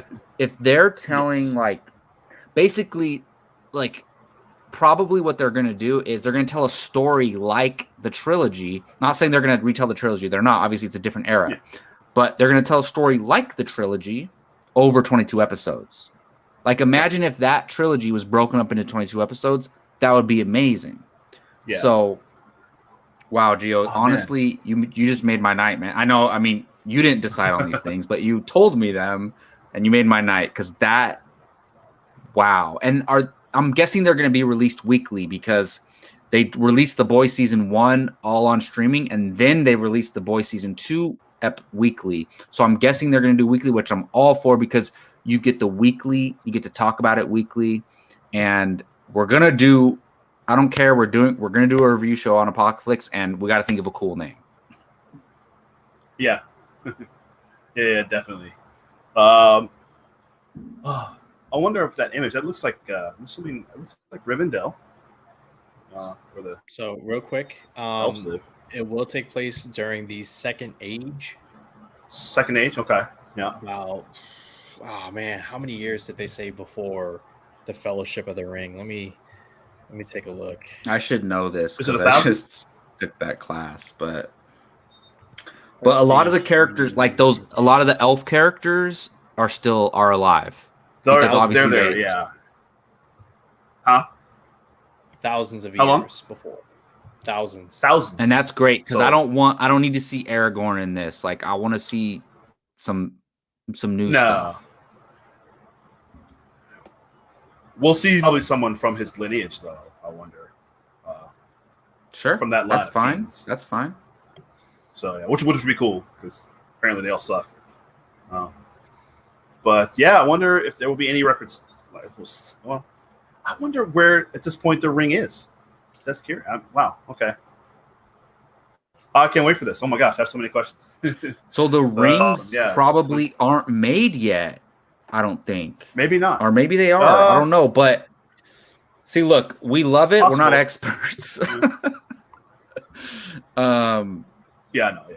But I had all this in my head when I was in that class, and we read on this age, like we read like material during this age, and it's so what's his name? What's the big eye? The big eye thing. It's Sauron. So Sauron is like a human character, like he's like a actual Big flesh and blood man. character during this time. Yeah. So we could get that, which is crazy. Right. So then, yeah. Well, either so he might have the ring then, if that's the case, because he had it for a while, and before they decided to go after him and get it, because he made all the rings. Well, there's 20 rings in total, I think, and then he had the one to rule them all. He used it to spread darkness all over the earth. Anyway, but oh yeah, I'm so excited. 22 episodes, that's a lot. I wonder if maybe if they're an hour each, that's a lot. I know this is a very expensive show from what I hear. It's like the most expensive show ever. I wonder if they were gonna do like 12 episodes and like, wait, look at like the Mandalorian. They're doing like 30-minute episodes. Let's do that instead. Which I'm okay with, but look, so our traditional TV shows like Arrow or something like that, where they'd have 23 episodes, right? And they're hour long. They're not really an hour long. They're like 45 minutes long, 40 minutes long because of the commercials. So I'm okay with like 40-minute episodes, 42 minutes, 45 minutes. You know? Which is probably what it'll. Yeah, that's probably what it'll be. That's the sweet spot. Like the boys, it's like that. I think the boys are between 40 and 50 minutes. But dude, I can't wait. Can't wait. We just have to make it to next September. That's all, just to watch this show. Okay, well, last one is more of a funny story. Okay, so we started on a actress getting frustrated about missing out on box office, and we have another actor who missed out on a lot of box office. Only this actor is laughing about it, and that actor is Matt Damon, who turned down a role in Avatar. And he talked about it at the Tribeca Film Festival. He said, "I was offered a little movie called Avatar. James Cameron offered me 10% of it." He recalled, "I will go down in history. You will never meet an actor who turned down more money." Wow. Of $2.8 billion. Wow. You want to take a guess how much that is? Wow. That's a lot. So we're talking what? Almost 300 million. Exactly. $280 million. So I'm guessing he was going to play the Sam Worthington role, right? Correct. Yeah. Wow. I bet you it would have made more money. More money if he was starring too. And they're making 4 more sequels. And he could have been that character in this. He probably regrets it so much. For all of them. Oh my goodness. And it's he's doing all right. Yeah, but true. Still though, that's oof. Yeah. I didn't Rachel's know with us. Rachel was watching. We embarrassed ourselves with Lord of the Rings lore, honestly. It wasn't that bad. I'm sorry, Rachel. Look, I think she might have missed it. I think she just tuned in. I think we. Oh, she missed it. Okay, we didn't embarrass ourselves. Spared her wrath. That's why she's better late than never. Oh, so you showed up. So we talked about the Lord of the Rings image and the yes. And Keith and I we didn't know anything. So, but we're excited though. Like 22 episodes, heck yeah. Yep. But that is a really funny story. Damn, Matt Damon, I can't believe. I don't think Sam Worthington got 10%. Hell no, but I'll tell you what, No. he got more work. He's in at least one more of possibly 4 sequels. So, Yeah, hey, absolutely. Of course, one of them is the one. Is this one going to be the underwater one? Where there's the one I'm going to be like take place underwater? Oh, the second one. Okay. Is it like all underwater? I don't think so. Sounds like it. You know how James Cameron is. He loves the water. So You can never tell with James Cameron. Like he directed Aquaman on Entourage. Thank you, Exactly. Gio, for running down Exactly. the movie news with us really quick. I really appreciate that. So really quick, I just want to give you guys a few minutes. You both have seen The Suicide Squad, and you guys both know how sensitive I am to spoilers. So as spoiler-free as you can, just give me a couple minutes thoughts on the movie, guys. I'm seeing it tomorrow night, but I just want to hear your guys' thoughts. A couple minutes here. Keith, it's your show, so you go first. Okay. Jacob, I'm just going to tell you right now, I loved it. Absolutely loved it. You heard me. I referenced it earlier in the show. I said it's probably my favorite movie of this year so far. You are going to have a blast. Like, all you guys will, but yeah, Rachel. Yeah, she saw our Gio's tweet about it. Yeah, this movie's so much fun. It's hilarious. It's crazy. She's not wrong. I mean, Suicide Squad. And that's true. It's a good point. But also, right. I did introduce it as the Suicide Squad, though. You did say the, yeah, exactly. It's the only thing. Do you think it should just be called Suicide Squad 2, Gio? Call it Task Force X. Call it. Ooh, that's a good name. Something. But they got to capitalize on the Suicide Squad. That would have been cool. Let's see now. Yeah. Or just like Suicide Squad, the next Task one Force X. Yeah, but they say Suicide Squad a lot in this one. But they do also. But Amanda Waller kept calling them Task Force X. So I don't know. But either way, that's the only spoiler you're gonna get. But no, this movie's a lot of fun. It's James Gunn madness.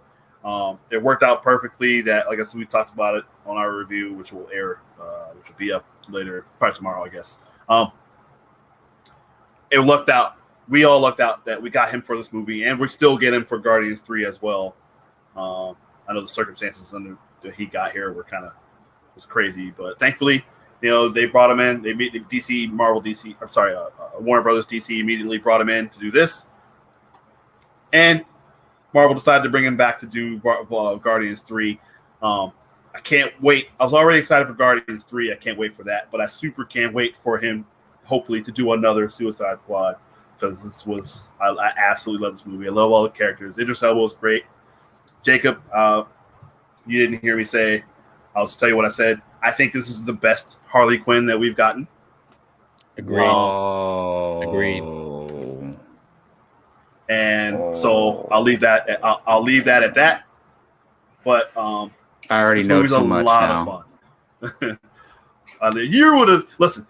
You there's nothing that could have happened that you would have been disappointed about Harley Quinn, so it didn't even matter. But I can say this, for me, it's the best I think she's been in the movies that she's been in so far. So, well, that's great because I've loved her so far. So yeah. No. And I mean, all the characters are great. Some of the stuff that's really would be silly in anything else, it's really well done.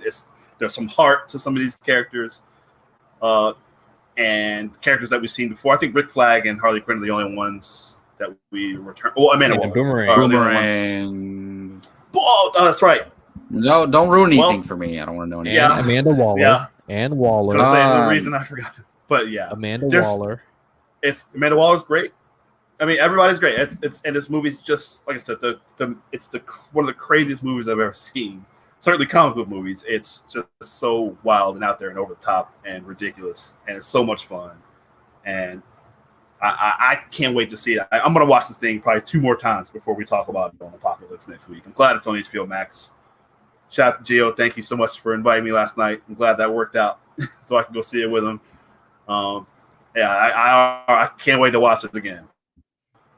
I really can't. All right, Gio, I already know way too much, but what are your thoughts, man?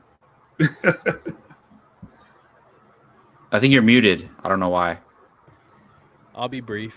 I've seen this movie twice, and I can't wait to watch it again tomorrow with you guys.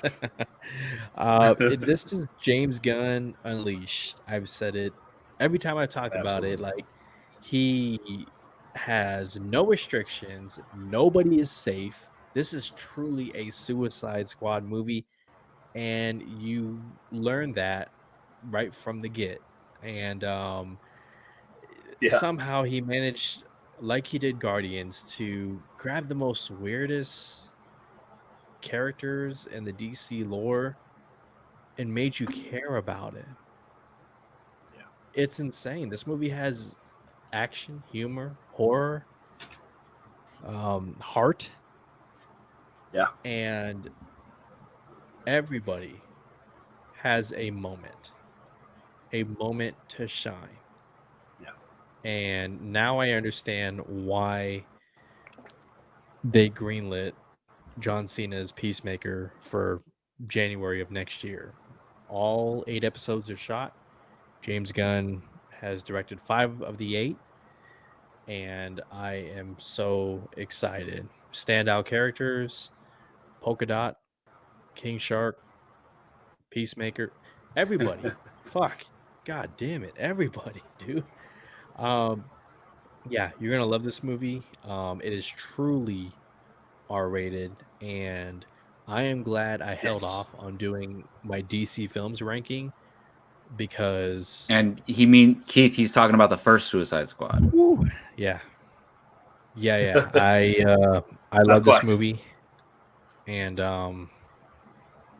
can't wait to watch it. Interesting. Again. Well, I picked up like 6 spoilers from that, but it was all worth it to have you guys talk about it on Bartley and Barnes. So thank you very much. And thank you, Gio, for the movie news rundown. Really appreciate it, man. Gio, would love to have you back. Did we not? Now, we said that Jacob would do this. If did we not say he would say whatever we said? It's going to be spoiler. He's going to overthink. We were like, whatever we say, Jacob's going to exactly say that we spoiled it for him. Look, man, there were 3 options: not talk about it at all, talk about it, and I was going to mute you guys or step away, or this. So we did it. Wait a minute, Keith, put on your best poker face. Jacob, what do you think we spoiled? Okay, go ahead. Best poker face, okay? I'm serious. All right. So look, I don't know anything. I'm actually gonna go away from you guys. I'm not even gonna look at you guys. Don't say anything. Just close your eyes. All right. So look, I'm just gonna open a new tab. Like, all right, I can't see you guys, but don't say anything. Look, I literally don't know anything for the viewers, so this is not spoilers. This is just me pure guessing. Sure. I think Captain Boomerang probably dies early on in the movie, and I freaking love that character. And I told Gio this the other night. I will be actually super pissed if that happens. Also, that Harley Quinn survives. But that's it. That's all I really picked up. But yeah. So thanks for spoiling those things for me, guys. Appreciate it. How did you? How'd you get the Harley Quinn survives from anything that you? I told Gio I can read through the lines, man. He doesn't believe me, but I can. Oh God! But I'm super. I can't wait to watch. I can't believe I'm watching it tomorrow night. Like that's amazing. Yeah. I keep forgetting it's tomorrow night. Yeah, I wish I could go. I can't freaking wait. But thank you, Gio. Appreciate it, man. If you want to stick around, you can. But no worries if you can't. Oh, no worries. This is Bartley and Barnes. I'm gonna let you two have it. I'm gonna go and get some rest. I appreciate you guys having me on as always, and it's always a fun conversation. Yeah. All right, thank you, man. See you next time, man. Good night, guys. All righty. So obviously we went a little longer than we would have wanted to for that. But yeah. Let me see here. So for NBA, so look, Giannis and the Bucks, they won the championship. Congratulations to them. Not much to talk about there, but congrats to them. So NBA free agency happened, and Rachel's probably like dipping out now because we're talking sports. But anything you want to touch on in free agency? I mean, I'll touch on the Lakers really quick because I'm a Lakers fan. But anything else you want to talk about in NBA free agency at all? Miami made some moves. I think the biggest, other than the Lakers, it seems like the Bulls made all the biggest moves. Dude, they signed a bunch of guards. I'm surprised. But did they need them? My goodness. Yeah. I'm kind of sad they took Alex Caruso. I'm kind of sad they took Alex Caruso away from the Lakers, but the Lakers probably couldn't afford him anyway, to be honest. He signed a decent deal. I mean, he's making of all the contracts I saw, which was some insane contracts, a lot of crazy there's extensions. Like 15 players that signed deals that I'm like, I can't believe that they got that deal. Oh. Like Derrick Rose, like I know they're veterans, they get the veteran, like all these things, but dude, crazy deals. Like these teams, I guess they have Chris to, Paul right? contract. Look, Chris Paul's gonna be making $40 million when he's 40. So it's not all guaranteed though. Oh, really? Okay. Yeah, sure? Like only the first 2 years are guaranteed. Okay. So the last two are probably options, right? It's weird. The fourth one is the player option, team option, or team option. Okay, that makes sense. Okay. And then the third one is like weird. I don't know the whole details, but it's not fully guaranteed. Okay. Because that's insane. Listen, I saw something that said with this contract. Look, Rachel, congrats, Rachel. Your favorite team, the Suns, they retained their legendary point guard, Chris Paul. Brought back your guy. Yeah, exactly. They signed JaVale McGee too. That's a more important signing than they think. They needed that size. They needed that defense, especially inside, because that's what changed that series when Giannis finally decided to stop shooting threes and go inside. Exactly. Yeah. Yeah. That's a good pickup for them. So he's going to have made $400 million by the time his career is over, which is like after next year or something. Him and LeBron are the top two players that have made the most money in the NBA history. Yeah, which listen, people don't. I saw something that showed how much LeBron and Kobe made in their careers. I think 300 something. About three. Kevin Garnett, I think, was up there as well. Yeah, totally worth it. I think these guys. And especially a guy like Chris Paul, right? Like he could easily, like he plays himself into earning these contracts. Exactly. And a lot of these, like the top guys, you can make an argument are underpaid, to be honest, because you look at what happened to Cleveland after LeBron left each time, their value just plummeted. Look at what happened to Minnesota. What happened to Minnesota after Kevin Garnett left? They in the tank ever since. So, Chicago made some moves. Miami made some good moves. I like what they did, getting Kyle Lowry. That was Miami definitely upgraded. They're absolutely they're scary because I'll never doubt Eric Spoelstra. PJ Tucker. Look, taking PJ Tucker from the Bucks was huge, and bringing Kyle Lowry in, and they're both champions. Exactly, and that's defense to guard against New Jersey. Brooklyn, the Nets. Yeah, but yeah, dude, the Heat are going to be scary next year, and I'll root for them until they play the Lakers. So I don't know about. I love Westbrook. I love what they did. I don't know. Here's the thing. Look, what do you think? I actually, all right. Other than Westbrook being extremely expensive, like there's nothing we can do about that. His contract's already in place, right? So if they want him, they have to take the contract, right? Yeah. So I can't complain about that. But look, Russell Westbrook, he can't control his flaws. Maybe he can control how many shots he takes or how many three-pointers he tries to take. He can't control that. But he can't control that he's not the best three-point shooter. Whatever, he can't control it. Like, it's just he is who he is. Yeah. What he can control is how hard he plays, and he plays his ass off. Every second. And I don't care if it's not a good fit, if he's too old, if he's out of his prime, if he's paid too much. He plays his ass off every second, something Yes. that I Anthony love that. Davis doesn't do. Or And LeBron, honestly, to be honest. or LeBron. Yep. So I've always honestly, said that. I think LeBron knows this, and he's like, we need him to balance that out. And Yep. also, they need, and I won't take credit for this. I mean, this is my boy Colin Cowherd said this, but they need a minutes eater. They need somebody who's gonna come in and, like, let's say AD's banged up one night, LeBron's banged up one night. They're gonna sit out this Yes. game, rest. Russell Westbrook is never injured. He's never taking time off. He doesn't take rest days. And I love that. Right. And he's from LA. He's an LA guy. I actually like that move if he wasn't so expensive, because I would love some more cap space to sign some other help. But the rest of the moves are just mind-boggling. This is just a bunch of old guys. I'm okay bringing Dwight Howard back because we need size.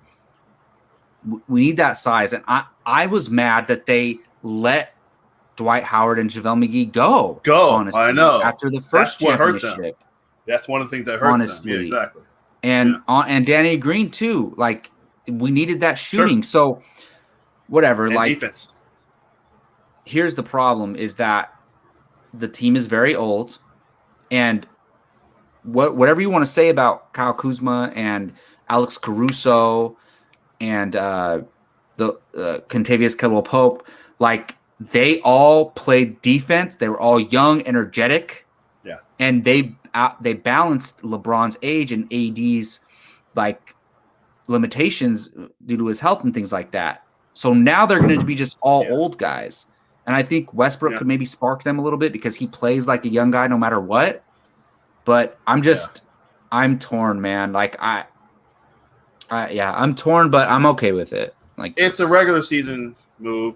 Like you said, if Mhm. we're bringing in Westbrook, because he plays every game and he plays. It's hard. basically to help them get a higher seed. Right. Wow. And then once you get to the playoffs, put the ball in LeBron's hand. Well, that's the thing. Because Westbrook's an up-tempo guy. He's not. He can play half court, but it's not his. He's go all the time. LeBron is at a point where, alley-oop to Westbrook, alley-oop to AD, alley-oop to Westbrook, alley-oop to AD. There we go. If they want to play up tempo, that's like LeBron's not an up tempo guy anymore. He ain't finishing on the break like he did 10 years ago, or when he was in Miami. He plays more of a slowed down game. So it's a weird. I don't know. I think they can play together more than people are saying. No, for sure. Yeah, I think people are blown out of proportion like that. Yeah. This is a terrible fit. Things like that. Yeah, no, they're fine. I don't think that won't be an issue. The issue for them, for a lot of teams that we saw in the playoffs this year, it's going to be health. It's going to be those guys staying healthy. It's going to be Anthony Davis, especially trying to stay healthy. LeBron James trying to stay healthy at the right time. And obviously, like I said, they got a bunch of guys that are older. Trevor Ariza has been kind of in and out. He's had a lot of health issues the last 2-3 years. But he was there before. And obviously, he's another guy who went to UCLA. So, nice pickups. I don't know. I mean, it seems that they're the favorite in the West again, and obviously Brooklyn is the favorite in the East. Although I wouldn't rule out Milwaukee again. Although losing PJ Tucker was a big loss. But, I don't know. And there's like 5 teams in the West at least that can challenge them. Right. So exactly right. Exactly. And especially the Suns. I wouldn't count the Suns out either. The Suns definitely, and still, when Denver's going to get Jamal Murray back later in the season, they're going to be contenders. And again. look, if Klay Thompson can stay healthy, right? Look, Klay Thompson is the dude. I wanted. Yeah, when Klay Thompson was a free agent, I wanted them to sign him instead of get Anthony Davis. Like, Sure. I love Klay Thompson, and I hate. Yeah. Like, I used to hate the Warriors. I don't really hate them anymore, but. It's like I respect the hell out of Steph Curry, but as far as like favorite players, Klay Thompson's one of my favorites. So if he stays healthy, they're still going to be good. See Curry's extension? Oh my goodness! But look, these numbers are going to keep getting bigger and bigger and bigger, man. They are. Yeah. Again, he's earned it. The Warriors wouldn't be where they are if it wasn't for him. They certainly wouldn't have that arena if it wasn't for him. That new fancy San Francisco arena. So I get it, but boy, Yeah. wow. Hey, so I mean, much money. honestly, I think he's worth it, to be honest. Absolutely. I think he's still going to be, look, his game, age doesn't affect his game as much as it affects like Westbrook's game, right? Like Westbrook is like a running back. He's going to, sure. He burns out quick. Steph Curry's like a wide receiver. Like he's going to last longer. Yeah. It's funny you say that because Westbrook's always in attack mode. And eventually it's going to catch up to him. That's what happened to Dwayne Wade. Because Dwayne Wade was always, they called him, Flash. And he was always in there banging inside and dunking on people and going to the hole and getting hit hard and hitting the floor. Later in D Wade's career, the injuries started to catch up to him. He took great care of himself, as Westbrook does. But there's only so many hits you can take. So, yeah, you're probably right in that sense. But Curry, in his case, he'll just slow down as he gets old. But shooting sipping around. Shooting doesn't age, though. That's what I'm talking about. Absolutely right. Look how long Ray Allen played, and that's a good point. Yeah. So even Reggie Miller as well. Even if Steph Curry's like a role player in 8 years on the Warriors, and they have like some young studs, he can still contribute. Totally. Cool. Well, so I didn't have much. Like I wanted to talk about Loki and Better Call Saul, but I think we can skip over those. Like we don't really have time for that. Yeah. But let's go straight to the homework. If you want, did you want to talk about Biz Markie really quick? Well. So basically, really quick, I'll say, wait, Keith, real quick, check my private chat message, real quick, and let me know. But also, real quick, I'll say, normally we are gonna touch on streaming stuff, and we are gonna touch on music and hip hop.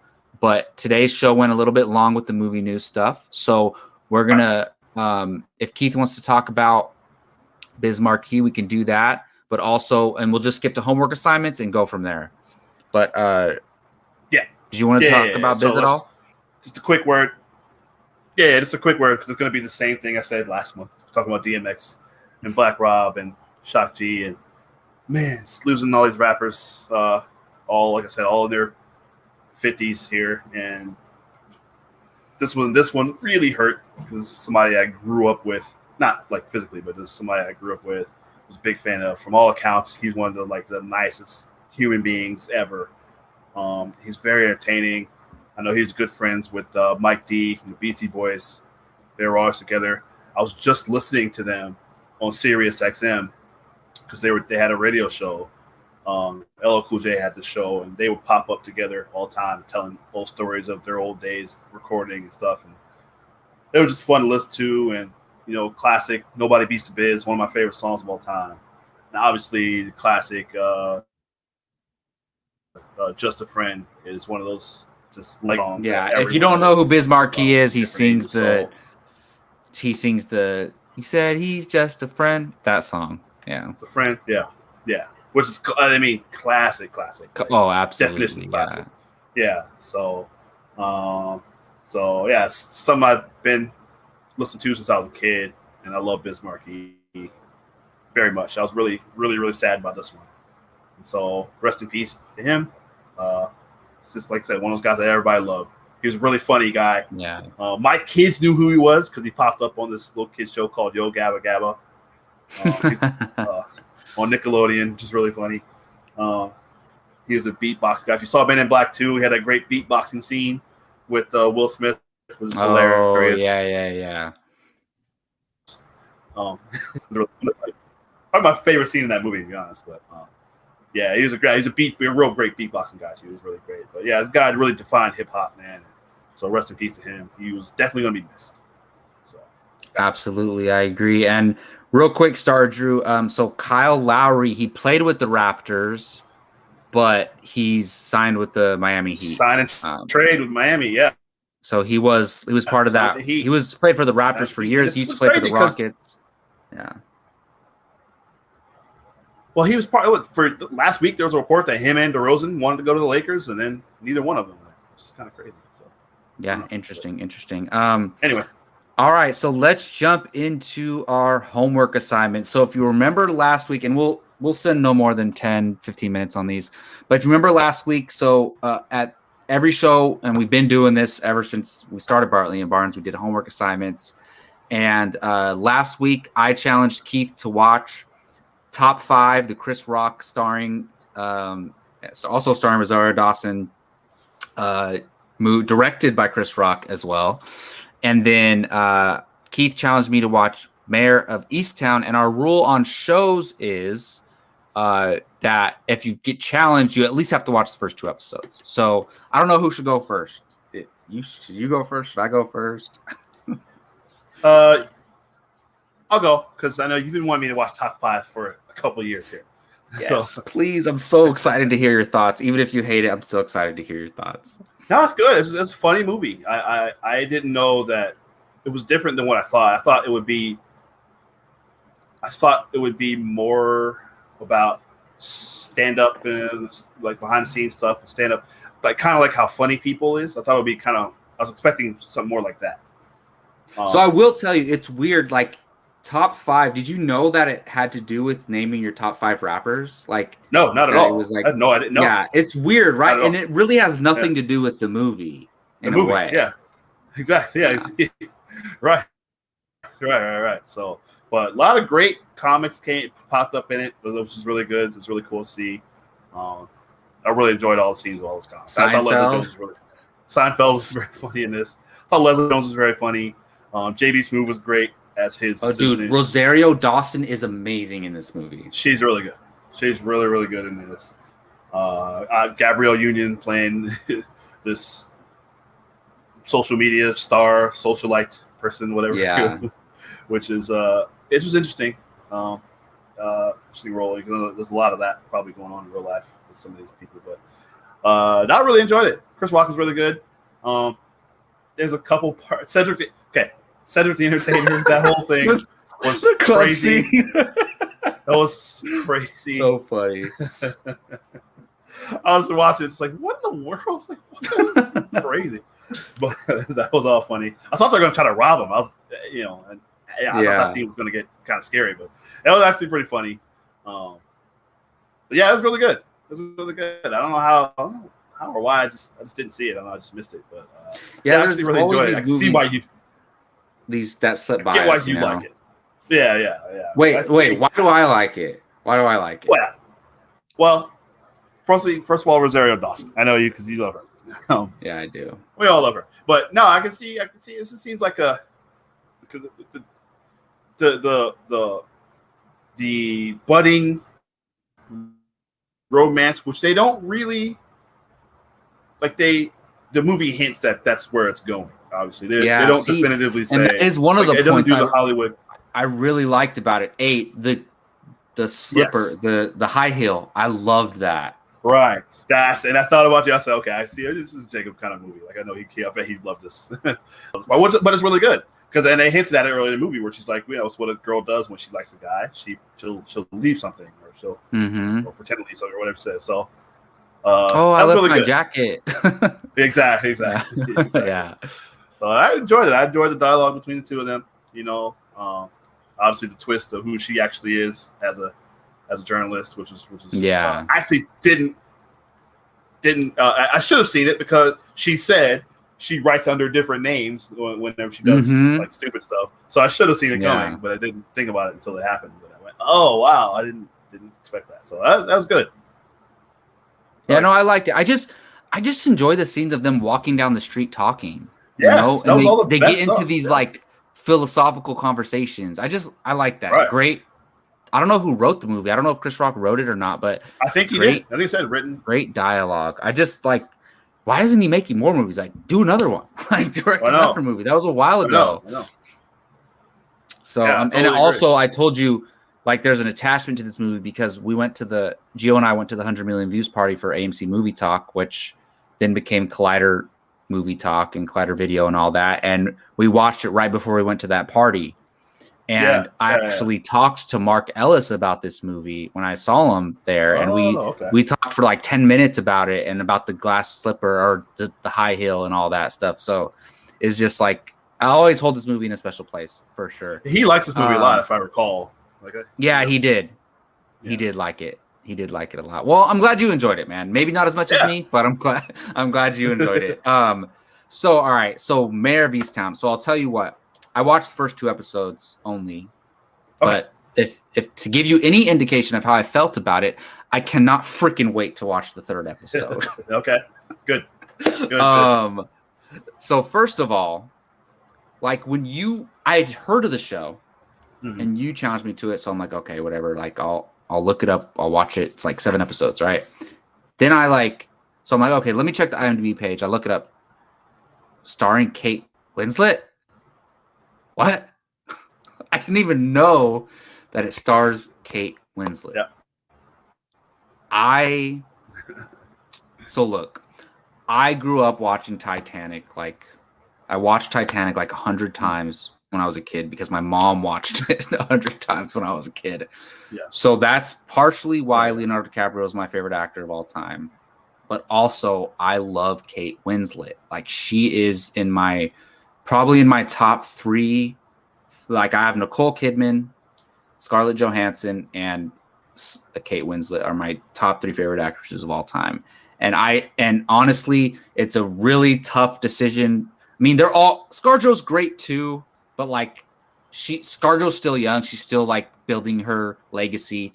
But like Nicole Kidman and Kate Winslet are just legends, absolute legends in acting, and I love them both.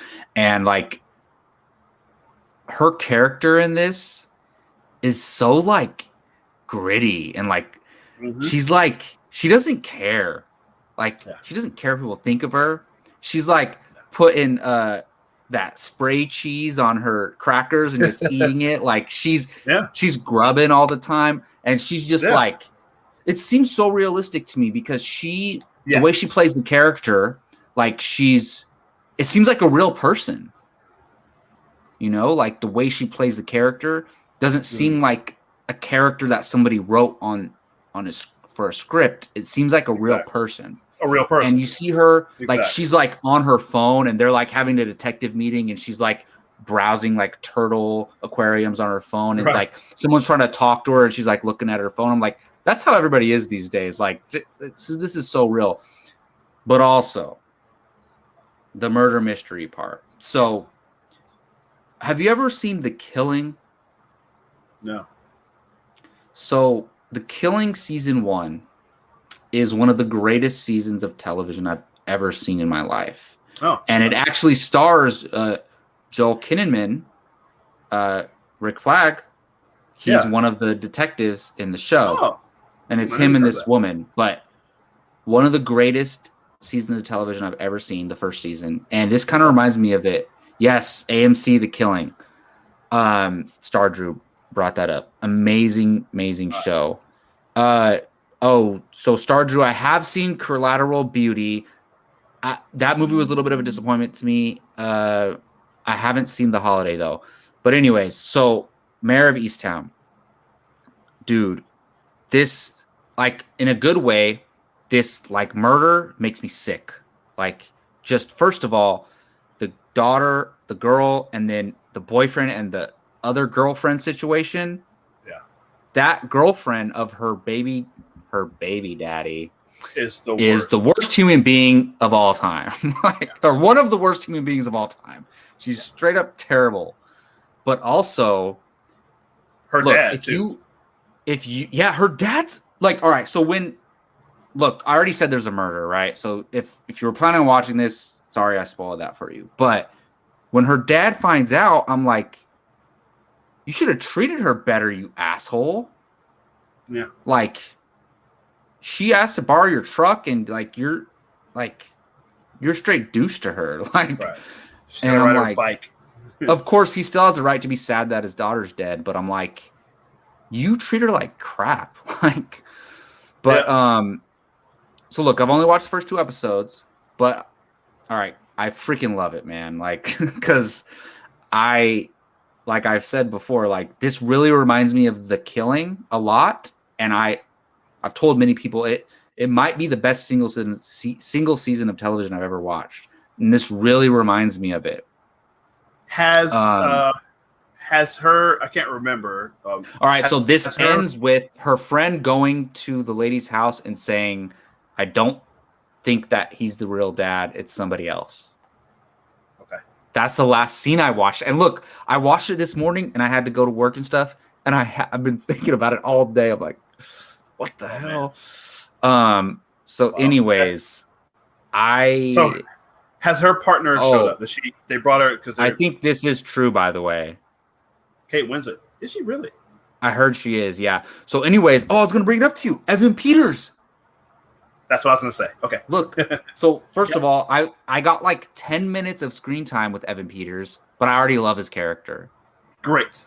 But Good. also, I look at him in a different light now because, like, look, I've seen him in American Horror Story, right? He's playing different characters and stuff, whatever. Yeah. But then I saw him as Quicksilver, right? And you kind of think of him as Quicksilver, like he kind of gets typecast as like this goofy guy. Even in WandaVision, he was kind of like this goofy guy, right? But in this, he's playing straight edge guy, and I love it. Like he is. He's an amazing actor. He's great on this show. So and I love it. And he's like, when she leaves, he's like knocks on her car door. He's like, "Are we carpooling or what?" He's like, "You're gonna have to text me the address or something." Like, yeah. So Keith, like, if I had the time to like step and watch the whole series tonight, I would. So I'm gonna probably try to watch at least an episode tonight. Yeah. And I teased it earlier because I said maybe I'll go watch Tomorrow War, but is it either watch the next episode of that or watch the Tomorrow War? I think I have to go watch Mirror. Gotta watch this. Yeah. So, I did the same thing. I started it and I couldn't turn it off. I watched the whole thing in one day. Town is terrible. I would never want to live in East Town, by the way. Yeah.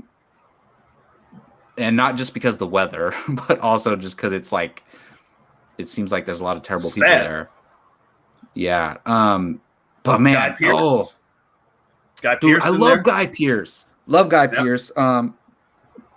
The stuff we learned about her son. Oh my God, man. Yeah. I'm like, whew, can they keep making the show more dim? Like that's what I'm just waiting for.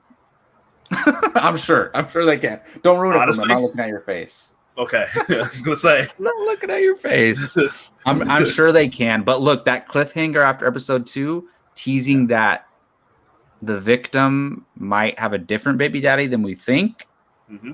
That's huge. And I will contact you as soon as I finish the series. I was gonna say I cannot wait for you to get to the end. I really can't. I might actually call you once I'm done. Totally, 100%. Because I don't think we could get it done over texts. Yeah.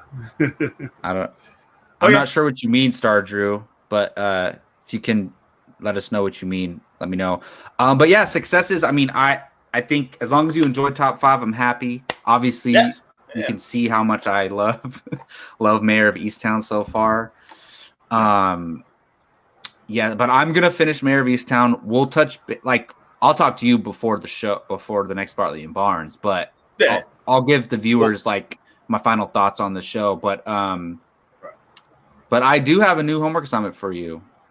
Okay, I definitely got one for you. And yes, I have one for you, and I'm gonna go ahead and jump to this because there's no way I can guarantee that you'll ever be challenged to this on Apocalypse, and I am challenging you to Rear Window, Alfred Hitchcock's Rear Window. I'm not waiting anymore. You're watching. So happy. Thank you. Because I would never have gotten it on Apocalypse. So okay, good. Just because like if it's a poll, then they have to vote for it, and then also if it's a random number, it's a 25% chance that you'll actually hit that movie. So I'm like, I'm done waiting. Alfred Hitchcock's Rear Window, one of my favorite Hitchcock movies. That's my homework assignment. The people voted for North by Northwest, so there maybe was a chance. That's true. That's true. But I'm done waiting. I'm done. Yeah. Thank you. Okay, I've been holding off. It's sitting there on HBO. It's on. I think it's on HBO Max. I thought I saw it on there. Maybe not. But whatever. I'll rent it if it's not. But yeah, I can't wait to watch this. So yes, great. Thank you. I'm very happy. So all right. Well, I got one for you. I'm debating this because it's something that I really hope you. I hope you'll continue because it's the best. It's the best. It's my favorite. It's one of my favorite things in any entertainment, any medium, whatever it is, whether it's fiction. Movie or television or whatever. It's an animated series. It's the best animated series of all time. Whoa. Avatar, The Last Airbender. Okay. First 2 episodes. And I bought I don't have it. I got the book for the artwork of Avatar. It's over there. I can't reach it right now. But I've watched this thing. My kids and I, my family, we love this series. And there's a follow-up series called Legend of Korra, which is also great. Really? Okay. But, I've heard mixed things about Korra, but I've heard The Last Sure. Airbender is amazing. Last Airbender is damn near perfect. And so we get through. I was a kid when that show came out, and I'd seen random episodes on Nickelodeon. But first of all, random episodes. Second of all, I had no idea what was going on. It's different. Like watching it as an adult, and actually taking it in is different. So I consider that I've never seen Avatar: The Last Airbender. You know? Sure. Yeah. So okay, well then listen. Take note. Watch the first 2 episodes and pay attention to the credits and note who directed those first 2 episodes. So I think you'll get a kick out of that. If you remember what we set was, so if it's like an hour drama show, we do first 2 episodes. If it's like a sitcom or a 30-minute episode-ish show, we did 4 episodes. So is it 30? Are they 30-minute episodes? They're 30 minutes, yeah. They're like 22. It's one of those where it's 22 minutes. So they're 32. So for this, I'll watch the first 4. Perfect. Actually, that actually works out because there's Is it on Netflix? Yes, it is. Yeah, because I think for a sitcom, right? Like for Parks and Rec, I would rather you watch the first 4 episodes than the first 2. You know, you gotta kind of get a grasp on it. Like you need more time with the characters and stuff. You know. Right. So I see that works out then. Yeah, because I watched the first 4 because there's a bit of an arc. Between the first 2 and then the next 2. Awesome. So is it on a streaming service? It is on Netflix. Oh, perfect. Okay. Cool.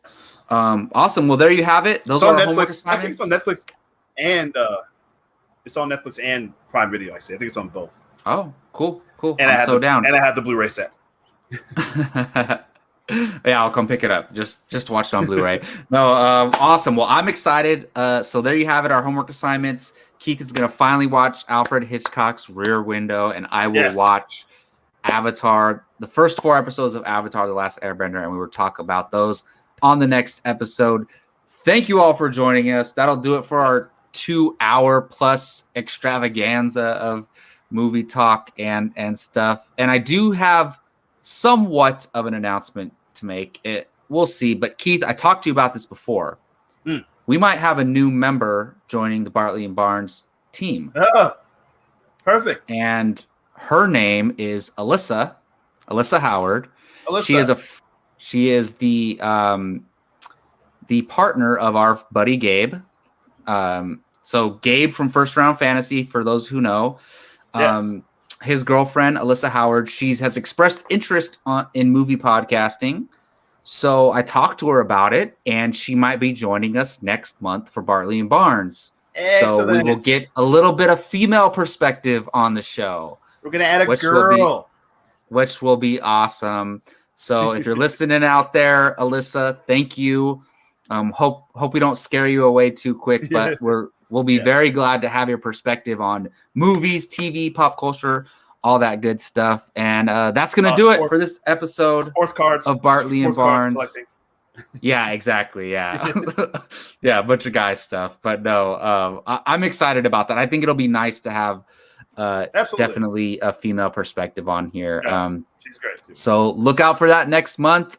We'll cover all the good stuff. Thank you all for watching in the comment section. We truly appreciate you so much. Thank you, Star Drew. Thank you, Rachel.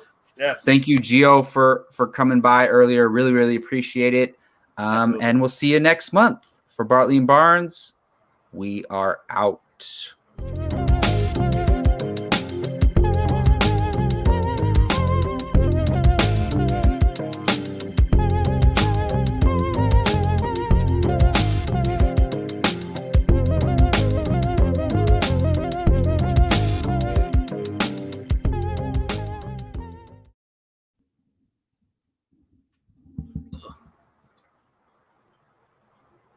Cool. Yeah, I meant to talk to you about that before